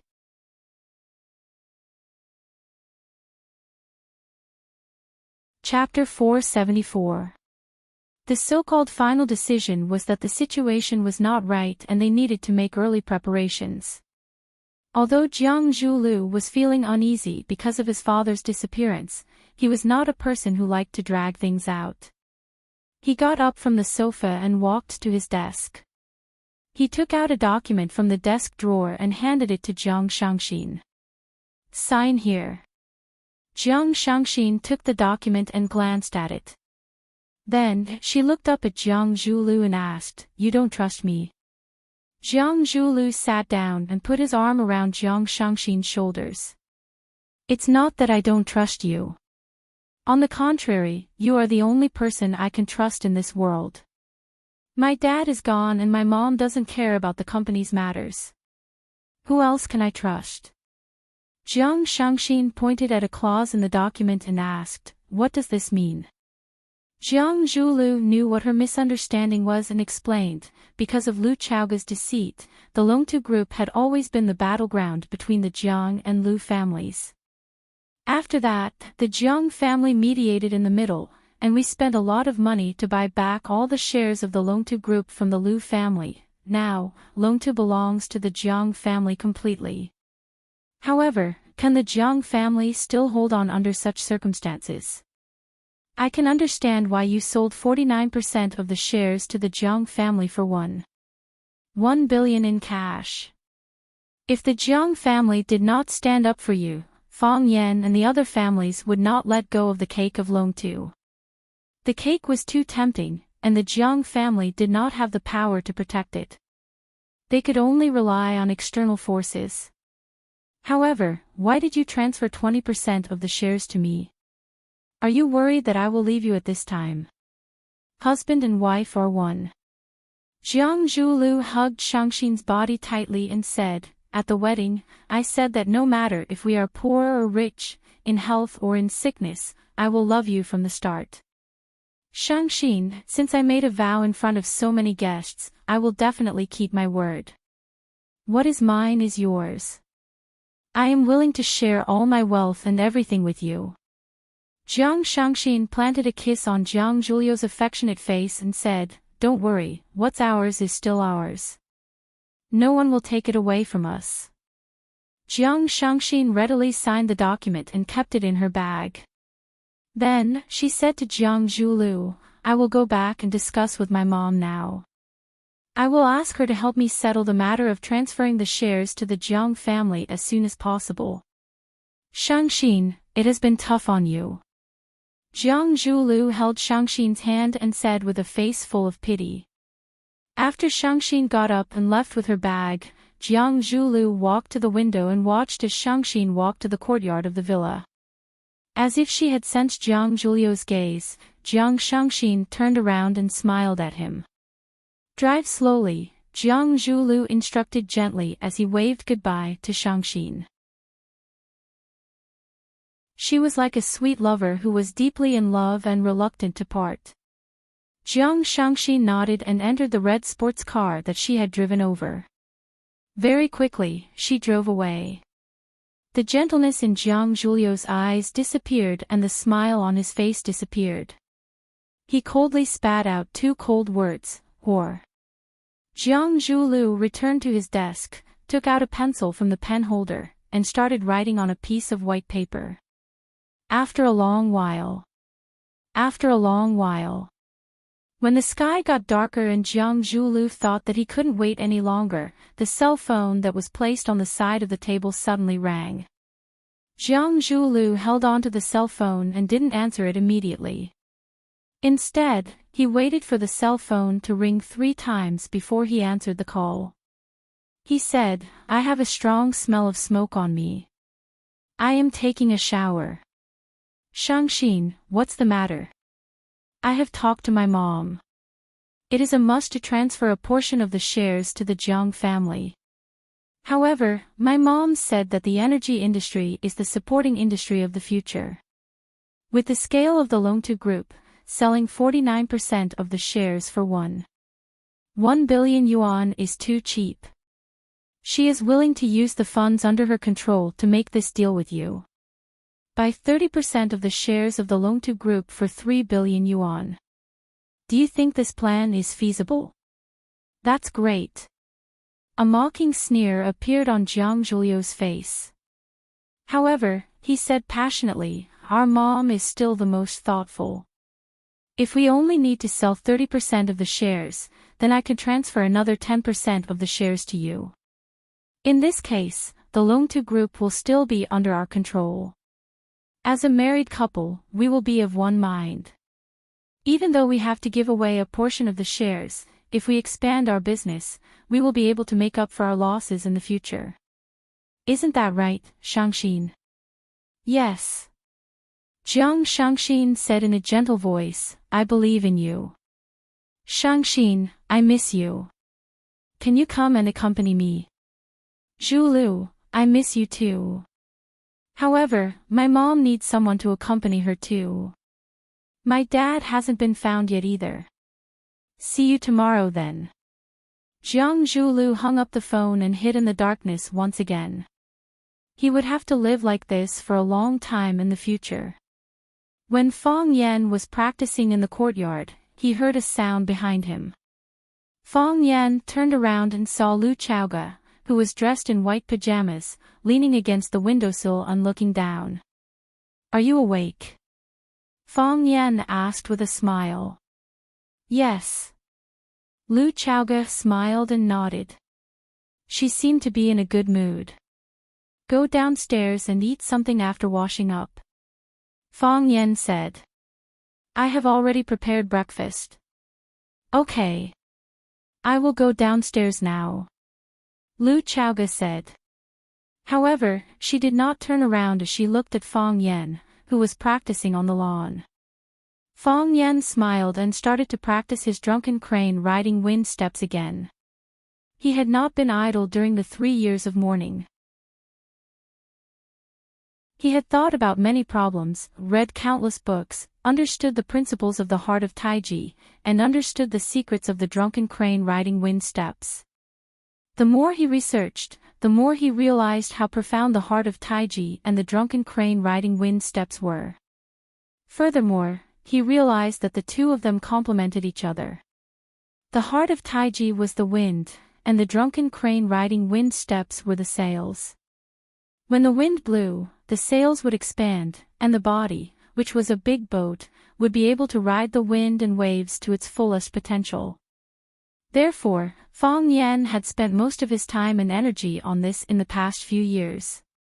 Every day when he got up, he would walk a few laps. Lu Chaoge did not go to work for the past few days. She had been kidnapped. Both her body and mind were seriously injured. She needed some time to rest and adjust. Lu Chaoge's kidnapping made Fong Yan re-examine the relationship between the two. The estrangement between the two disappeared, and the grudge in his heart melted. He once again realized that Lu Chaoge was a very important friend to him. Fong Yan did not go to work. He chose to stay at home to take care of Lu Chaoge's daily life. Previously, these things were done by Lu Chaoge herself. It was also because she wanted to choose her favorite food that she was kidnapped after leaving the mall.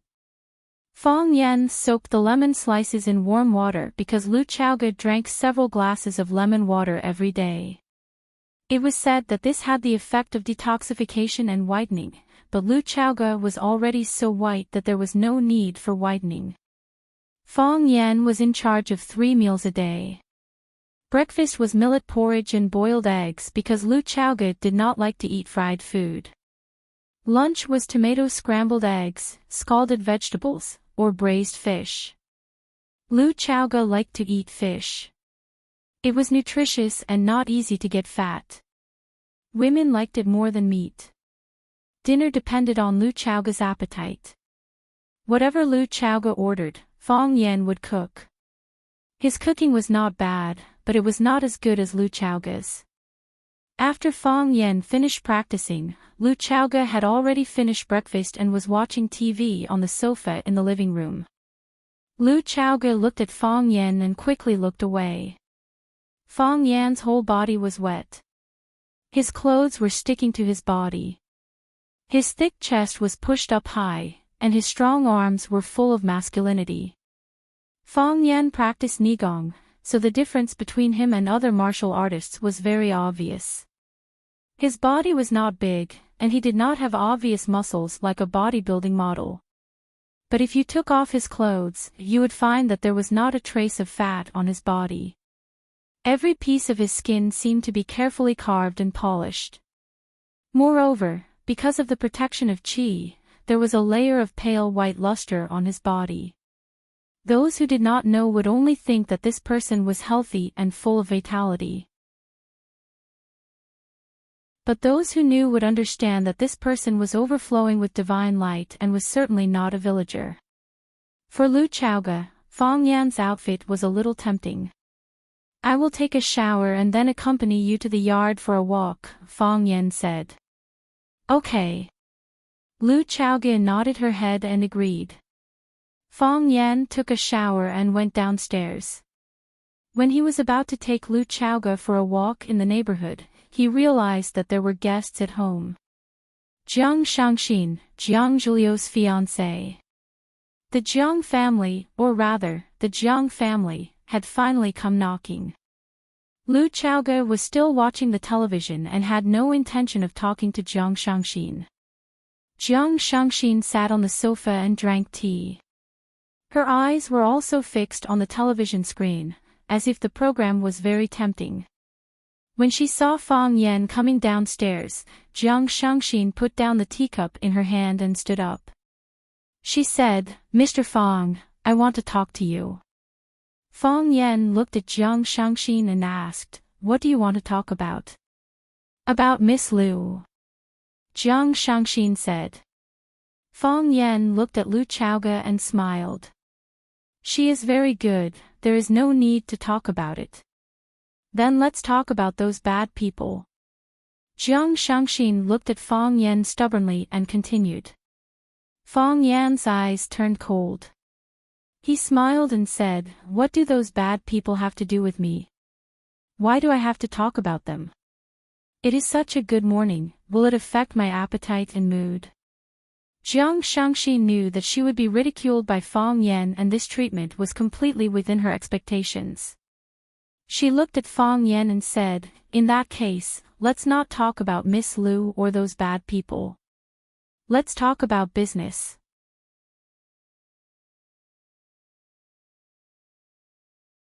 Chapter 475. Business. Fong Yan laughed. "We can talk about this. Who would be willing to reject something that could earn them money?" Fong Yan pressed on and forced Shangxin to retreat again and again. Jiang Shangxin wanted to talk about Lu Chaoge because she wanted to talk to Fong Yan about the ending of the kidnapping incident. Fong Yan said that Lu Chaoge was safe and sound and there was no need to talk about it.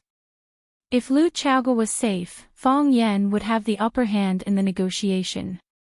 Jiang Shangxin could only talk about the fate of the bad people, because those bad people were her father and father-in-law. Fong Yan could not care less, but she could not. Fong Yan still refused and said that talking about those bad people would affect his appetite and mood. In that case, Jiang Shangxin could only erase her father and father-in-law and make them a deal. Yes, the two lives of Jiang Fengxing and Kang Long Tan were the contents of their deal. How humiliating, and how helpless he was. This Fong Yan really did not want to save any face for the Jiang family and the Jiang family. Jiang Shangxin looked at Fong Yan and asked, "Name a price." Fong Yan walked to Lu Zhaoge's side and sat down. Leaning back slightly, he crossed his legs and looked at Jiang Shangxin, who was standing in front of him. He said, "There are no outsiders in the house, why don't you speak more clearly? My emotional quotient is high, but my intelligence is not. I can't understand what you are saying at all, and I will think that you are insulting me." Fong Yan, Jiang Shangxin looked slightly angry. Fong Yan's repeated provocations had indeed used up a lot of her patience. Jiang Shangxin was also a beauty that was 1 in a million. She was tall and had a height of 1.7 meters with her naked body. Her two slender and well-proportioned legs could instantly attract all the men's attention. She was beautiful and looked very much like a celebrity who was popular across the 3 provinces. She was slightly thinner and looked a little frail. However, women from rich and powerful families had their own elegance, which made up for this little deficiency in their bodies. "I'm listening," Fong Yan said. Looking at Fong Yan's clear and deep eyes, Jiang Shangxin finally calmed down. The hostility in his heart dissipated, and he once again gathered his spirit to overcome the difficulties before him. He had almost forgotten that this was the man who caused Jiang Junling, the proud son of the Jiang family, to be rebuffed. "Well, as Mr. Fong Yan said, there are no outsiders in this room, so we might as well lay it out. Miss Lu Chaoge was kidnapped, and we really want to know the truth of this matter." This matter has nothing to do with you. Why are you asking for the truth? Fang Yan asked back. Perhaps there's some misunderstanding. Do you still think this is a misunderstanding? Fang Yan sneered. If you think this is a misunderstanding, then let's end our conversation today. We don't have to do business. Jiang Shangxin clenched her teeth and said, Fang Yan, what do I have to do for you to let my father go? Your father. Fang Yan's gaze became playful and he said, Where is your father? Has he gone missing? If he has gone missing, you should call the police immediately. Why did you come to me instead of asking the police to help you find him?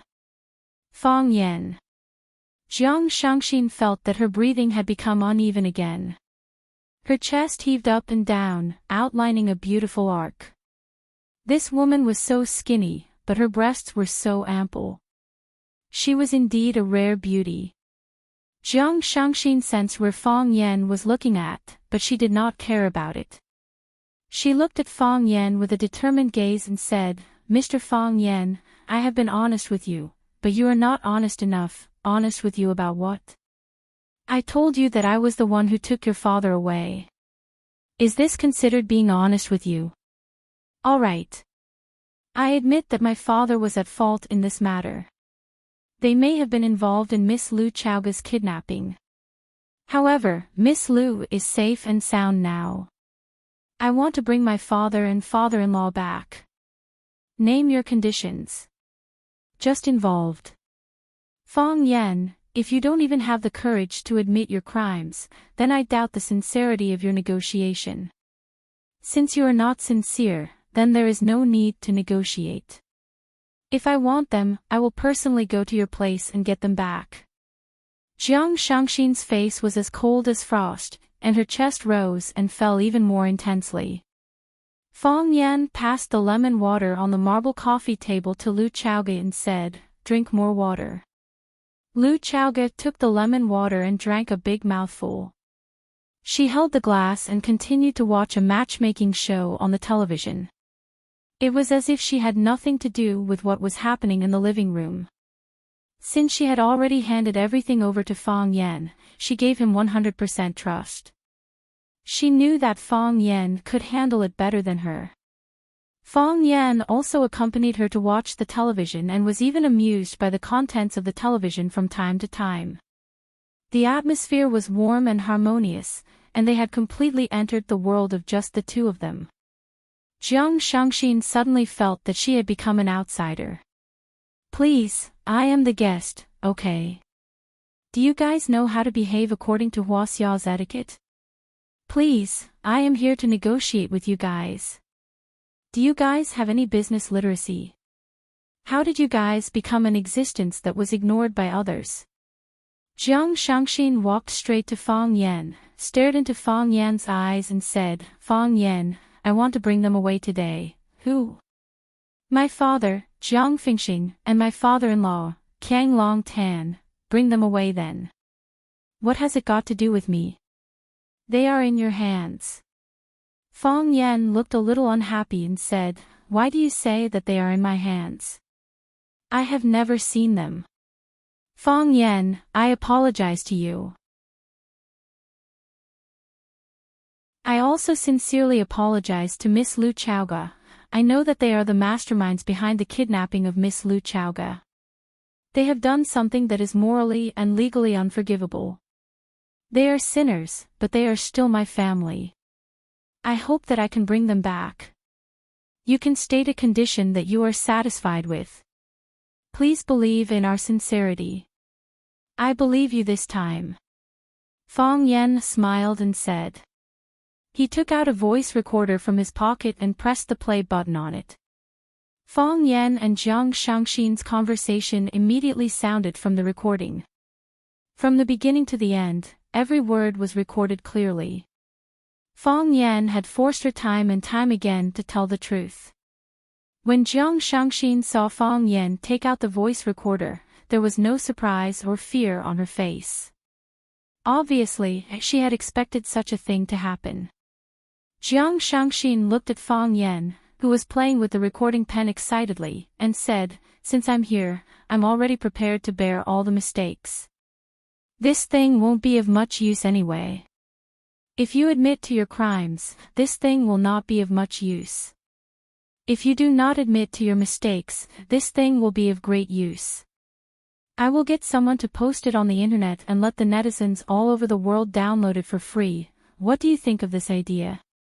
"Fang Yan, we can talk about the terms of cooperation," Jiang Shangxin said. She was not worried that Fang Yan would really throw the voice recorder on the internet. This was not beneficial to her side, but what good would it do to him? Fang Yan kept the voice recorder and looked at Jiang Shangxin.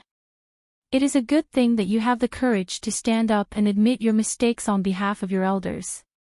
However, there are some discrepancies between the truth and what you think." Jiang Shangxin's heart skipped a beat and she asked anxiously, "What discrepancies?"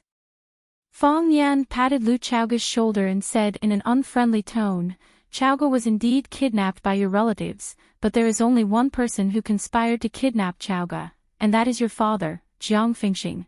As for Qiang Long Tan, I have never seen him before. I don't know where he went either. Why don't you get someone to look for him again?"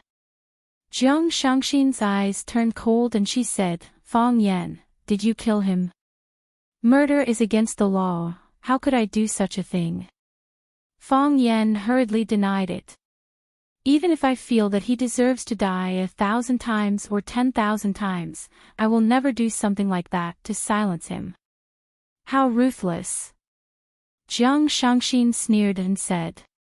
"You hated Qiang Long Tan, or rather, you were afraid of Qiang Long Tan, so you simply killed him and put an end to everything. Then, you pushed the responsibility of his death onto the living, for example, my father, am I right? Qiang Long Tan's life doesn't mean much to me. His death wouldn't have any effect on me."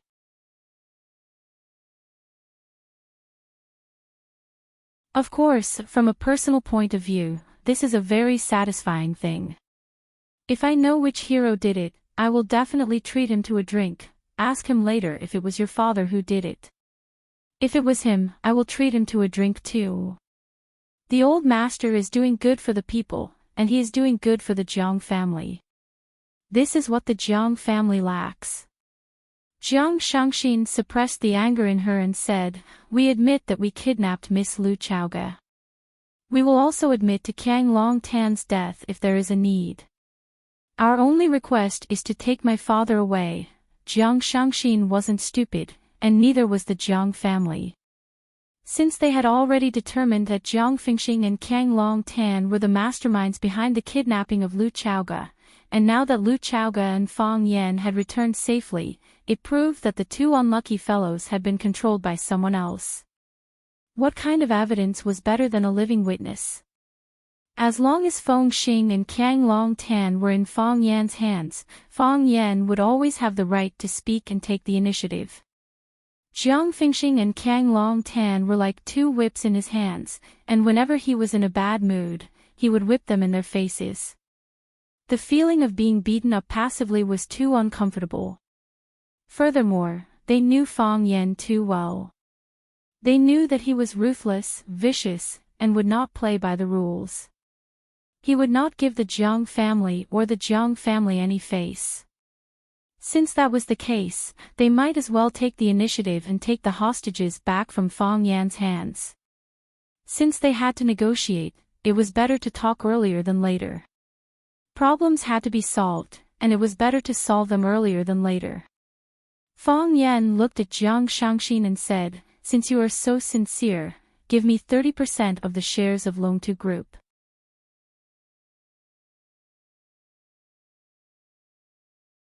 Chapter 476. Fang Yan.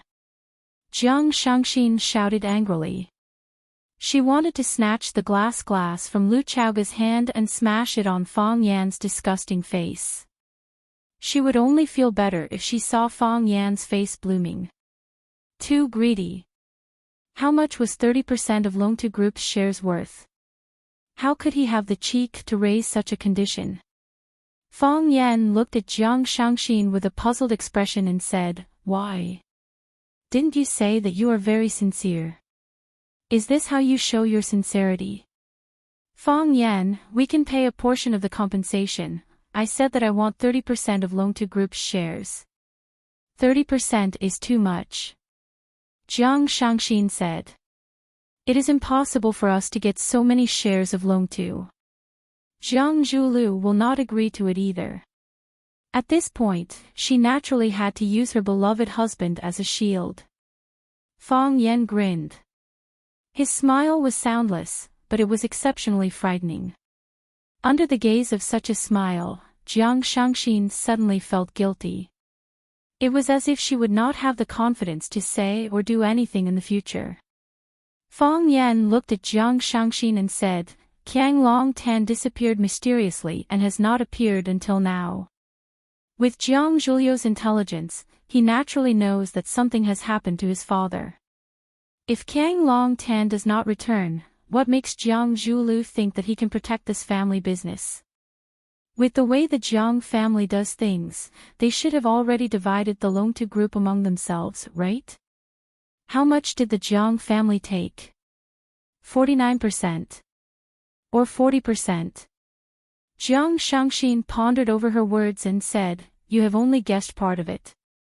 Jiang Zhulu is indeed willing to give up a portion of the shares to the Jiang family as a sign of loyalty. He hopes that the Jiang family will give them some care and help in the future. However, it is definitely not as much as the 49% or 40% that you mentioned.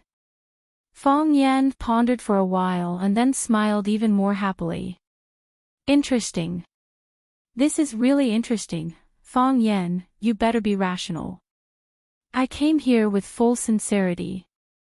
You will only scare me away with a sky-high price, Jiang Shangxin, your Jiang family, or should I say, Jiang Shangxin yourself. Your family is also a perpetrator, right? Your father called both Feng Xing and Qiang Long Tan criminals. Why do you think you're cleaner than Jiang Zhulu? Fang Yan, I don't understand what you mean. If Jiang Zhulu didn't hand over 49% of the shares to the general family, then it means that someone is speaking up for him. Otherwise, there was no way to satisfy the greedy appetite of the Jiang family. Who was it that was speaking up for him? This person is self-explanatory, right? Jiang Shangxin, your father is also a kidnapper and a murderer. You didn't get a lesson or punishment, but you want to profit from it. If I'm not wrong, Jiang Zhulu will transfer more than half of his shares to your name, right? Jiang Shangxin remained silent. Jiang Zhulu had indeed done such a thing. Qiang Long Tan and Jiang Zhulu owned 100% of the shares of the Loan to Group. Jiang Shangxin's mother, Li Yun, used the Jiang family's investment fund to buy 30% of the shares of the Loan to Group. Coincidentally, the Jiang family was behind Li Yun. This was considered as Jiang Zhulio's proof of allegiance to the Jiang family. As for the rest of the shares, Jiang Zhulu divided them into 2 portions. He kept one portion for himself and transferred the other portion to his own name. Now, Fang Yan directly asked for 30% of the shares. That was rudely cutting away the portion that belonged to him.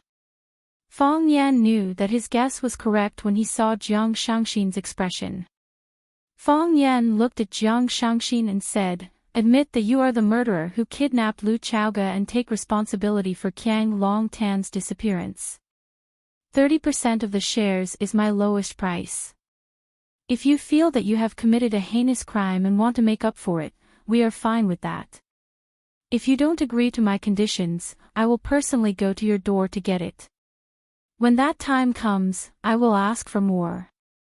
A little more than I want right now." Jiang Shangxin stared at Fang Yan sharply and said, "Fang Yan, aren't you afraid?" "Afraid of what?" "You are declaring war on the Jiang family." Fang Yan squinted his eyes and smiled. He said, "You just realized it. 3 years ago, you realized it after I slapped Jiang Junling's face until it was swollen." Jiang Shangxin turned and left without saying a word. Will they agree to it? Lu Xiaoge asked in a low voice as he watched Shangxin leave angrily. They will definitely agree. Fang Yan smiled and said. They forced you out of the Longtu group back then. Now, I will push you into the Longtu. Since there is a word from your father's name in it, we will take it back. Otherwise, won't we be letting down uncle's efforts? That is your Longtu. Lu Xiaoge said stubbornly. Fang Yan shook his head and said, let's not dwell on this problem. It is ours. All right. It is ours. Lu Xiaoge smiled and said. Fang Yan took the cup from Lu Xiaoge and placed it on the coffee table. He said, let's go, I will accompany you for a walk. Now. Lu Xiaoge looked outside and said, Jiang Shangxin has gone back. The Jiang family will definitely make their next move. Don't you need to make some preparations? Fang Yan helped Lu Xiaoge up and said, nothing is more important than accompanying you for a walk. Lu Xiaoge didn't want to tell Fang Yan that she only injured her hand and that she didn't need anyone to help her up. Even the strongest woman would have moments of softness. The sexiest woman would always let men be in a state of softness. It was another autumn, and it was another chilly autumn. The leaves were falling, and the branches were desolate. Fang Yan and Lu Xiaoge strolled in the backyard, which was covered with fallen leaves, and enjoyed this rare moment of peace and leisure. Fang Yan, I thought that you wouldn't save me. Lu Xiaoge said softly. I didn't think about it. Fang Yan interrupted Lu Xiaoge and said. I didn't think about what I would gain if you weren't around. I only thought about what I would lose if you weren't around, so, everything I do is meaningful. Lu Xiaoge sighed softly. It's not easy to have someone who is so compatible and trustworthy in life. So, I want to live well, and you have to live well too, Fang Yan said with a smile. You must live well. Lu Xiaoge said, I haven't done what I promised you. Fang Yan sighed and said, what can I do for you? Lu Xiaoge stopped in her tracks and used her hand that was wrapped in gauze to gently touch Fang Yan's face. She said, you just have to live well. Crack. The beautiful red porcelain cup was smashed against the wall and smashed into pieces. Hot tea splashed everywhere and stained Shangxin's exposed calf. She frowned in pain. Bam! Li Yun still felt that it wasn't enough to vent her anger. She slammed her palm on the mahogany table and scolded, shameless kid, you're too much. Mom, what should we do now? It seems like my dad has really fallen into his hands. He's only using this to negotiate with us. We can negotiate, but we can't give them that much. Fang Yan said that the Jiang family is greedy, but he's even more greedy than us. How can he have such a huge appetite at such a young age? Isn't he afraid that his stomach won't be able to digest it? He really doesn't have any regard for the Jiang family. Recalling Fang Yan's detestable attitude, Jiang Shangxin said coldly, Fang Yan is adamant that he wants 30%. I think he won't accept any less than that. He also wants us to take responsibility for the kidnapping of Lu Xiaoge and Qiang Longtan's disappearance. He's determined not to let Qiang Longtan come back. Li Yun was so angry that she gritted her teeth and said, why don't we let Qiang Longtan come back? Jiang Shangxin's heart trembled slightly, but she pretended not to hear the murderous intent in her mother's words. Indeed, because her father was still alive, and because Jiang Fengxing was the one who came back, the mother and daughter were in a terrible situation. It wasn't an exaggeration to say that they were afraid of hurting the innocent. Ding! While the mother and daughter were hesitating, the visual doorbell in the house rang. Jiang Shangxin walked over to take a look. She turned around and said to her mother with an embarrassed expression, Jiang Junling is here. Why is he here at this time? Li Yun was secretly resentful and said, "What else could it be? The Jiang family just doesn't trust us." Jiang Shangxin was extremely sad. This was the sad thing about women. When the news of Fengxing's accident was sent back to the Jiang family, they immediately sent important people over to keep an eye on him. Although they were also members of the Jiang family, the ones who had the final say in the Jiang family were the sons and grandsons of old Master Jiang. Women. In their eyes, they were just tools for bearing children.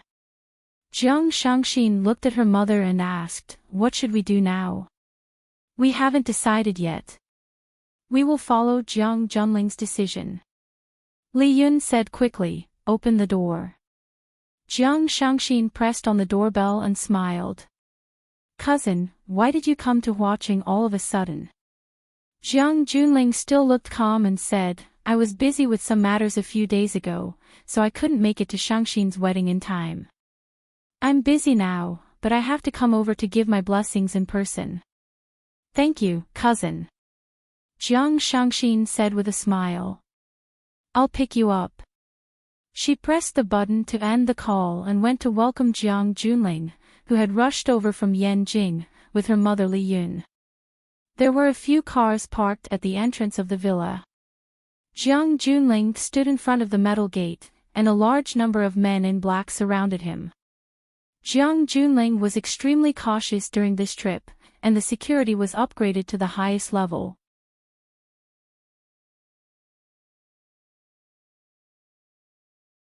Chapter 477. Jiang Shangxin ran out to welcome Jiang Junling with a face full of joy. She was a completely different person from when she was in the house and guarded against him. Jiang Shangxin rushed forward and hugged Jiang Junling's arm. She said, "Brother, I called you before the wedding. You said that you couldn't make it because you had something on. You don't know how sad I was when I heard that. Ever since we were young, our relationship has always been the best.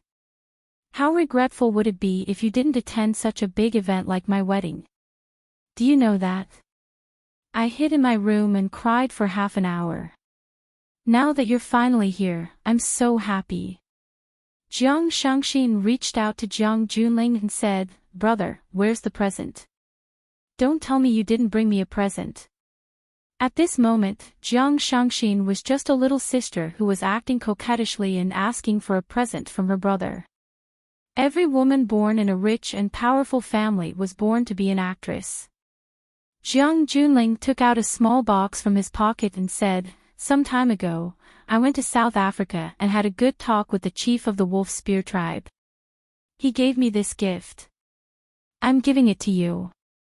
I'm giving it to you. I'm giving you a happy life." Shangxin opened the box and took a look at it. She exclaimed, "Red Dragon's Eye." The Red Dragon's Eye was a very rare gemstone. The shape of the gemstone resembled the eyes of the legendary Red Dragon. This kind of gemstone was like a family heirloom, but Jiang Junling casually gave it to his sister as a wedding gift. From this, it could be seen that Jiang Junling treated his sister very well. It was also possible that they viewed it with great importance and were plotting something big. Jiang Junling nodded and said, "It's just a stone. Men don't have much interest in this kind of thing. I know you girls like it, so I thought I owed you a wedding gift, so I brought it. I hope you like it." "I like it. Of course I like it. Which woman could resist the temptation of a gem? Which woman can resist the red dragon eyes? Isn't a military order too valuable?" Li Yun asked worriedly. She heard the subtext in Jiang Junling's words. Men are innately not interested in such things, so what are men innately interested in? Wealthy enough to rival a country? Or was it the power to overturn the world? Li Yun did not treat Jiang Junling as passionately as her daughter, Jiang Shangxin. She was more respectful and fearful of him. This young man's influence in the general family was astonishing, and he was someone who could directly influence the old master's decision. The Jiang family's investment in land in Africa was encouraged by the general's order. He even handed over the business in this area to Jiang Junling. Jiang Junling personally oversaw Africa and became brothers with the impoverished chiefs who were sitting on a treasure mountain. He gave them luxury cars, good wine, and everything they liked. The result of catering to their needs was that they were able to bring back carts after carts of their precious ores. The profits were astonishing. Now that Jiang Junling had used a red dragon's eye, Li Yun was truly worried. Everyone knew that Jiang Junling was a business genius. He never did business that was at a loss. What did he want to take from them this time? Beauty. Li Yun's body was a little restless at the thought of this. However, she was very clear that with Jiang Junling's self-discipline and strictness, he really would not do anything too crazy. Jiang Junling took a look at Li Yun and smiled. "Auntie, it's all right. We are all a family." The rest of the people stood guard outside. Jiang Junling followed Li Yun and Jiang Shangxin into the house. Shangxin personally brewed a cup of Mount Junshan's silver needles and placed it in front of Jiang Junling. She knew that Jiang Junling liked this tea. Then, she sat beside Jiang Junling, as if she was Jiang Junling's wife and not Jiang Zhuliu's wife. Jiang Junling looked at Li Yun and asked, "Auntie, how is the situation? Is there any news from fourth uncle?" Li Yun's face was full of worry. She said in her pleasant voice, "There is news, but the situation is not optimistic." What happened? Tell me about it." "I happen to be in Huaqing, I might be able to help," Jiang Junling said in a low voice. "We are all a family, we can't let outsiders bully us." Jiang Fengxing, this bastard, he actually wanted to kidnap Lu Chaoga with Qiang Long Tan. Lu Chaoga was kidnapped and Fong Yan went to your sister's wedding to ask for her. "I heard about this." Jiang Junling's eyes turned cold and he said, "Fong Yan bullied the Jiang family. He will get his retribution one day." "Yes. Who does things like this?" Marriage is a big event in a woman's life, and a wedding is the dream that women look forward to the most. In the end, it was ruined by Fong Yan. Because of this, your sister cried for a few days. After the wedding, your fourth uncle and Qiang Long Tan disappeared mysteriously. We couldn't find them no matter how hard we tried. You know your fourth uncle's character, he would more or less discuss it with me when he encountered something, but this time, he didn't discuss it with me. After that, Lu Chaoga came back. Your fourth uncle and Qiang Long Tan didn't appear, so we knew that they might have been controlled by someone. Maybe this is a show put up by Fong Yan. Jiang Junling asked.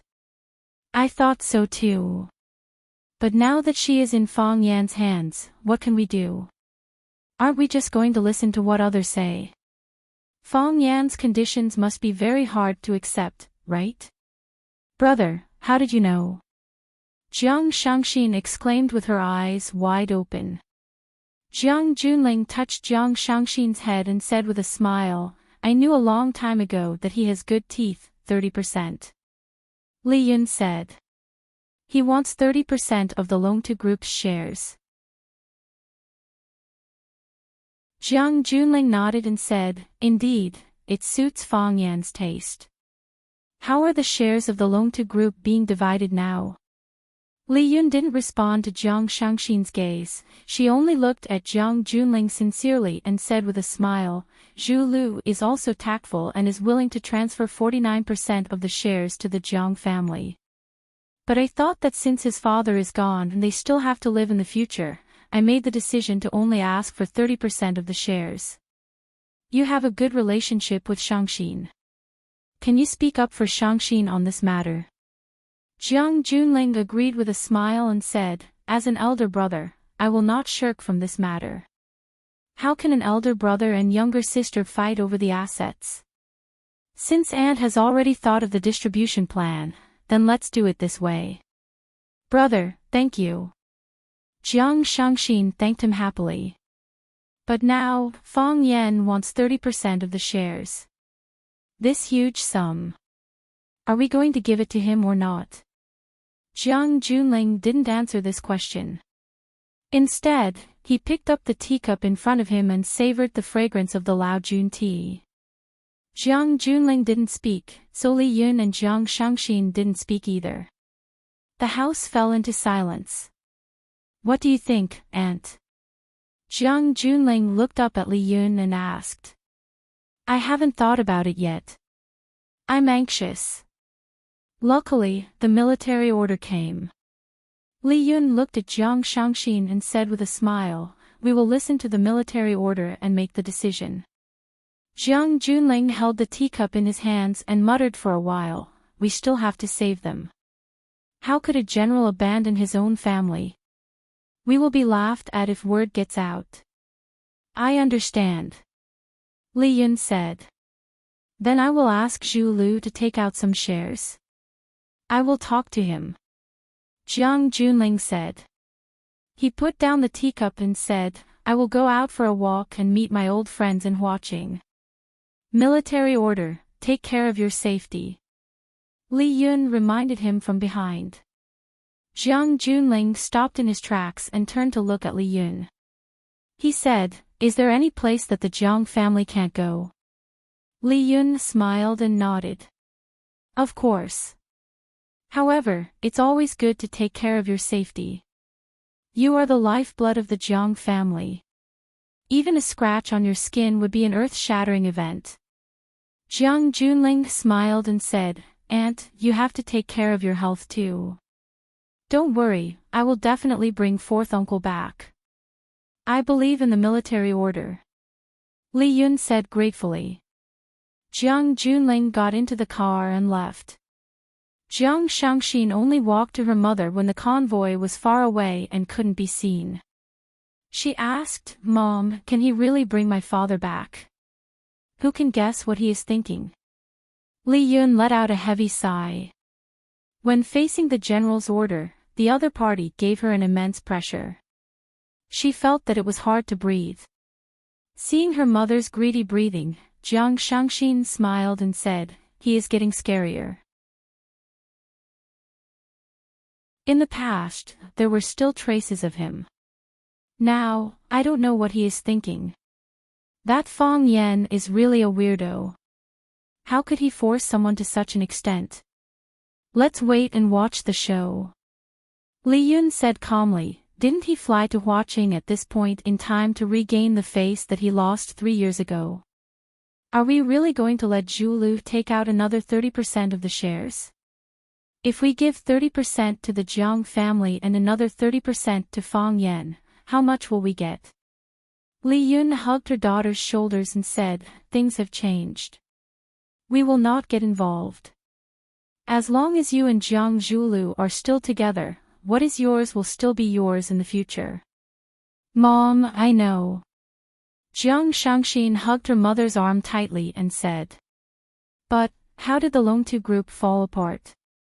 It is really hard to predict who will end up with it in the future. Sigh, Qiang Long Tan has always been smart, but he turned the tables on this matter. If I had known earlier, I would have stopped you from marrying Jiang Zhulu. There were so many twists and turns in this marriage. In the future, Jiang Shangxin hugged her mother's shoulders and said, Mom, women like us. How can there be happiness? For some reason, the image of Fang Yan passing lemonade to Lu Chaoga and the two of them snuggling together to watch a matchmaking show suddenly appeared in Jiang Shangxin's mind. The most romantic thing I can think of is to grow old with you. Has Lu Chaoga found the happiness that she wants? Jiang Shangxin started to be jealous of Lu Chaoga for no reason. We are the same woman. What I don't have, why would you have it?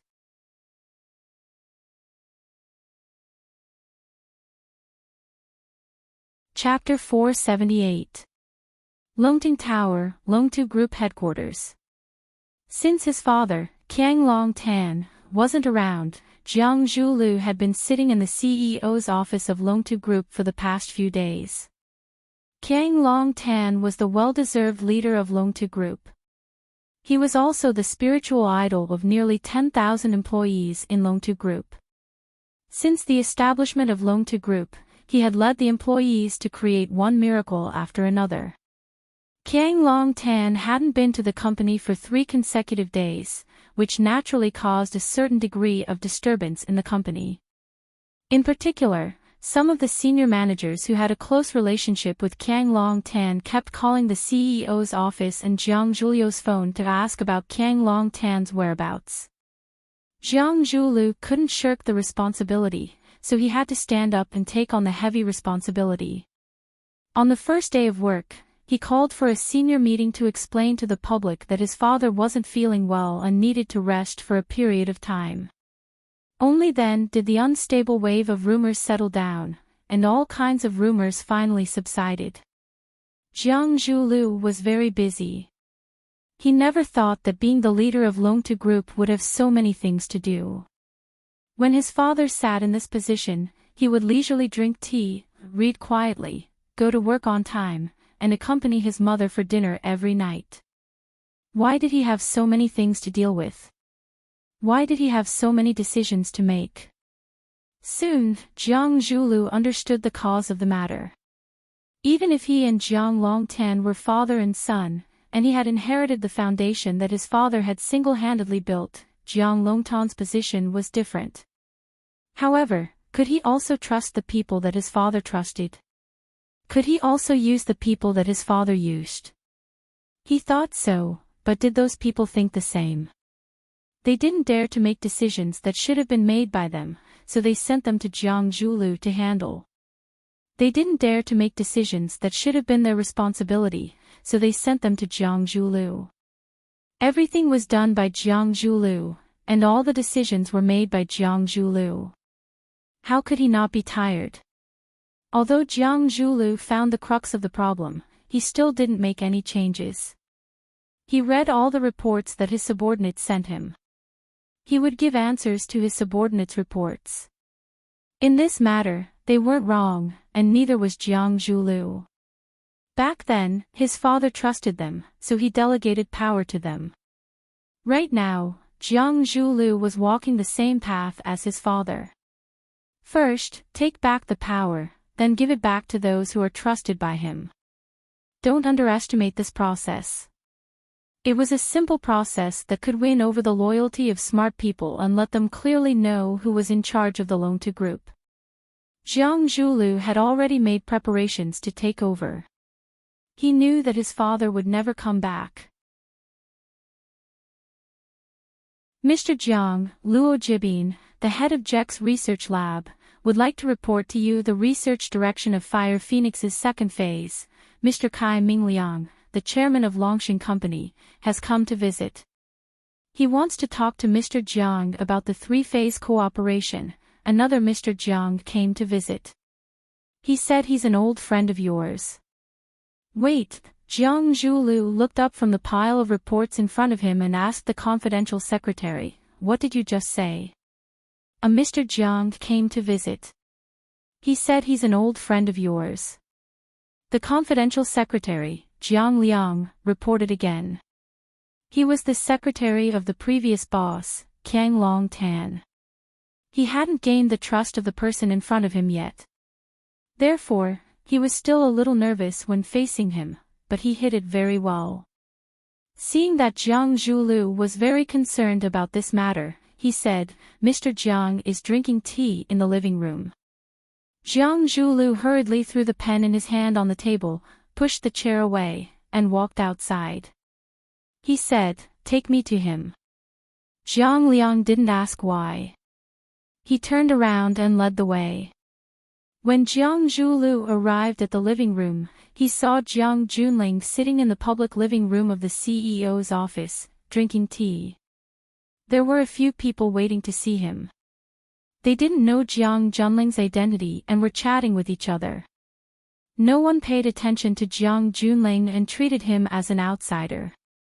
Seeing Jiang Zhuliu come out, the few people who were waiting quickly stood up to greet him. Jiang Zhuliu nodded and smiled at them. He walked straight to Jiang Junling and stood beside him. He said respectfully, "Master, why are you here? If there's anything you need, just let me know. I'm familiar with watching, so it's convenient for me to drive to see you."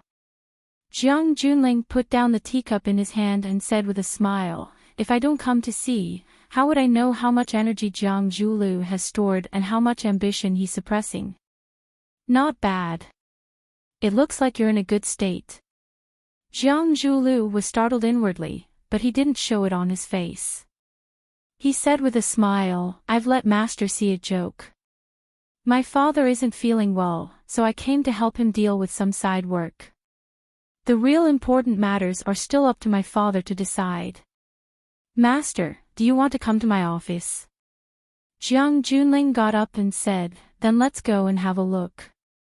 Jiang Liang didn't know Jiang Junling's identity, but from Jiang Julio's attitude toward him, he could tell that this person had an extraordinary background. Hearing that they were going to the boss's office for a discussion, Jiang Liang quickly led the way and helped open the office door. After waiting for Jiang Junling and Jiang Zhulu to come in, Jiang Liang immediately went inside to make tea. After he quickly finished serving them, he quietly left. Jiang Junling looked at Jiang Zhulu and said, "Julio's mental state is very good. This is the quality a man must have to achieve great things." Jiang Zhulu forced a smile and said, "I'm not afraid of Master laughing at me. I can pretend in front of others, but I have to tell the truth in front of Master. I don't have any confidence right now, and I'm still hanging in the balance. My father's life or death is unknown, the company's undercurrents are surging, and it's extremely unstable. Rumors and slanders are bewitching people's hearts. Things keep happening one after another, and I can only force myself to not let this frame fall to the ground with a loud bang. The Jiang family won't fall. There's still Zhulu. Longtu won't fall either. The Jiang family still exists." Jiang Junling softly comforted him. Jiang Zhulu was very excited after hearing Jiang Junling's attitude. The burden on his body was immediately lifted. Although he had put on an act and given away 49% of the shares with a wave of his hand, it was still unknown whether the Jiang family would accept it or not, and whether they would protect the Jiang family after accepting it. Now that an important figure from the Jiang family had stood out and said that the Jiang family and Longtu wouldn't fall, it meant that they had accepted his kindness and kneeled to him. From now on, the Jiang family would be a subsidiary of the Jiang family. Of course, they would be a subsidiary after he and Jiang Shangxin got engaged. However, the Jiang family had a lot of autonomy at that time, and they could bite back at the main family at any time. Now that the Jiang family was in danger, they could only rely on the Jiang family. They would bite whoever the Jiang family wanted them to bite. They were just a family of dogs. "Thank you, Master." Jiang Zhulu stood up and bowed deeply to Jiang Junling. Don't underestimate Jiang Junling's simple words. He had saved the Jiang family and Longtu. Jiang Junling didn't hide it or beat him up. Instead, he gave him such a big gift the moment they met. Whether it was sincere or not, he was sincerely grateful to Jiang Junling and the Jiang family. At this moment, Jiang Zhulu was in a state of isolation and helplessness. Even a little spark could warm his ice-cold chest. Jiang Junling held the teacup and drank his tea.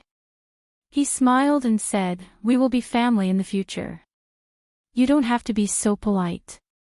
Jiang Zhulu returned to his seat and asked Jiang Junling, "Master, why did you come to watching this time?" "To settle things." Jiang Junling said, "Bathing in the Huaqing pool during the chilly spring, the hot spring water was smooth and smooth. Under the shade of the maple trees, there was a hot spring that was emitting white mist. The spring water gave off a strong smell of sulfur. It was obvious that it was natural underground spring water. The October maple leaves were as red as fire, and the red leaves that covered the mountains and plains were burning like flames.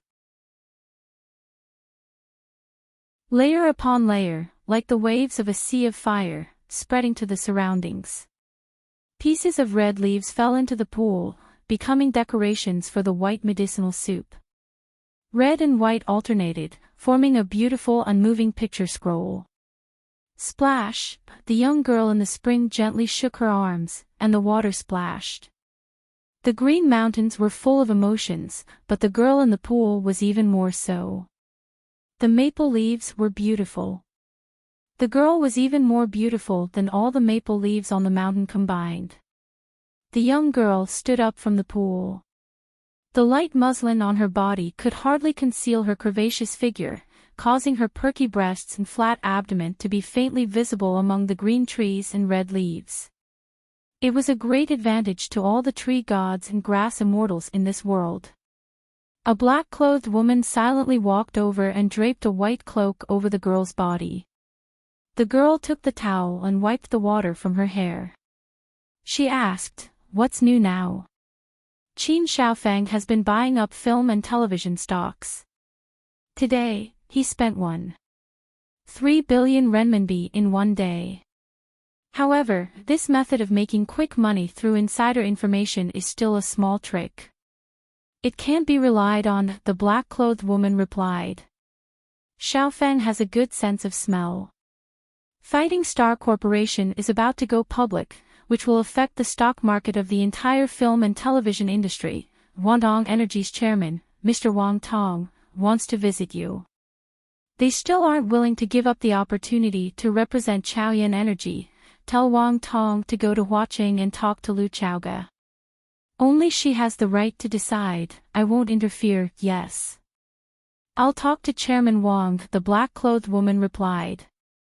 Jiang Junling went to Huaqing. The girl stopped drying her hair.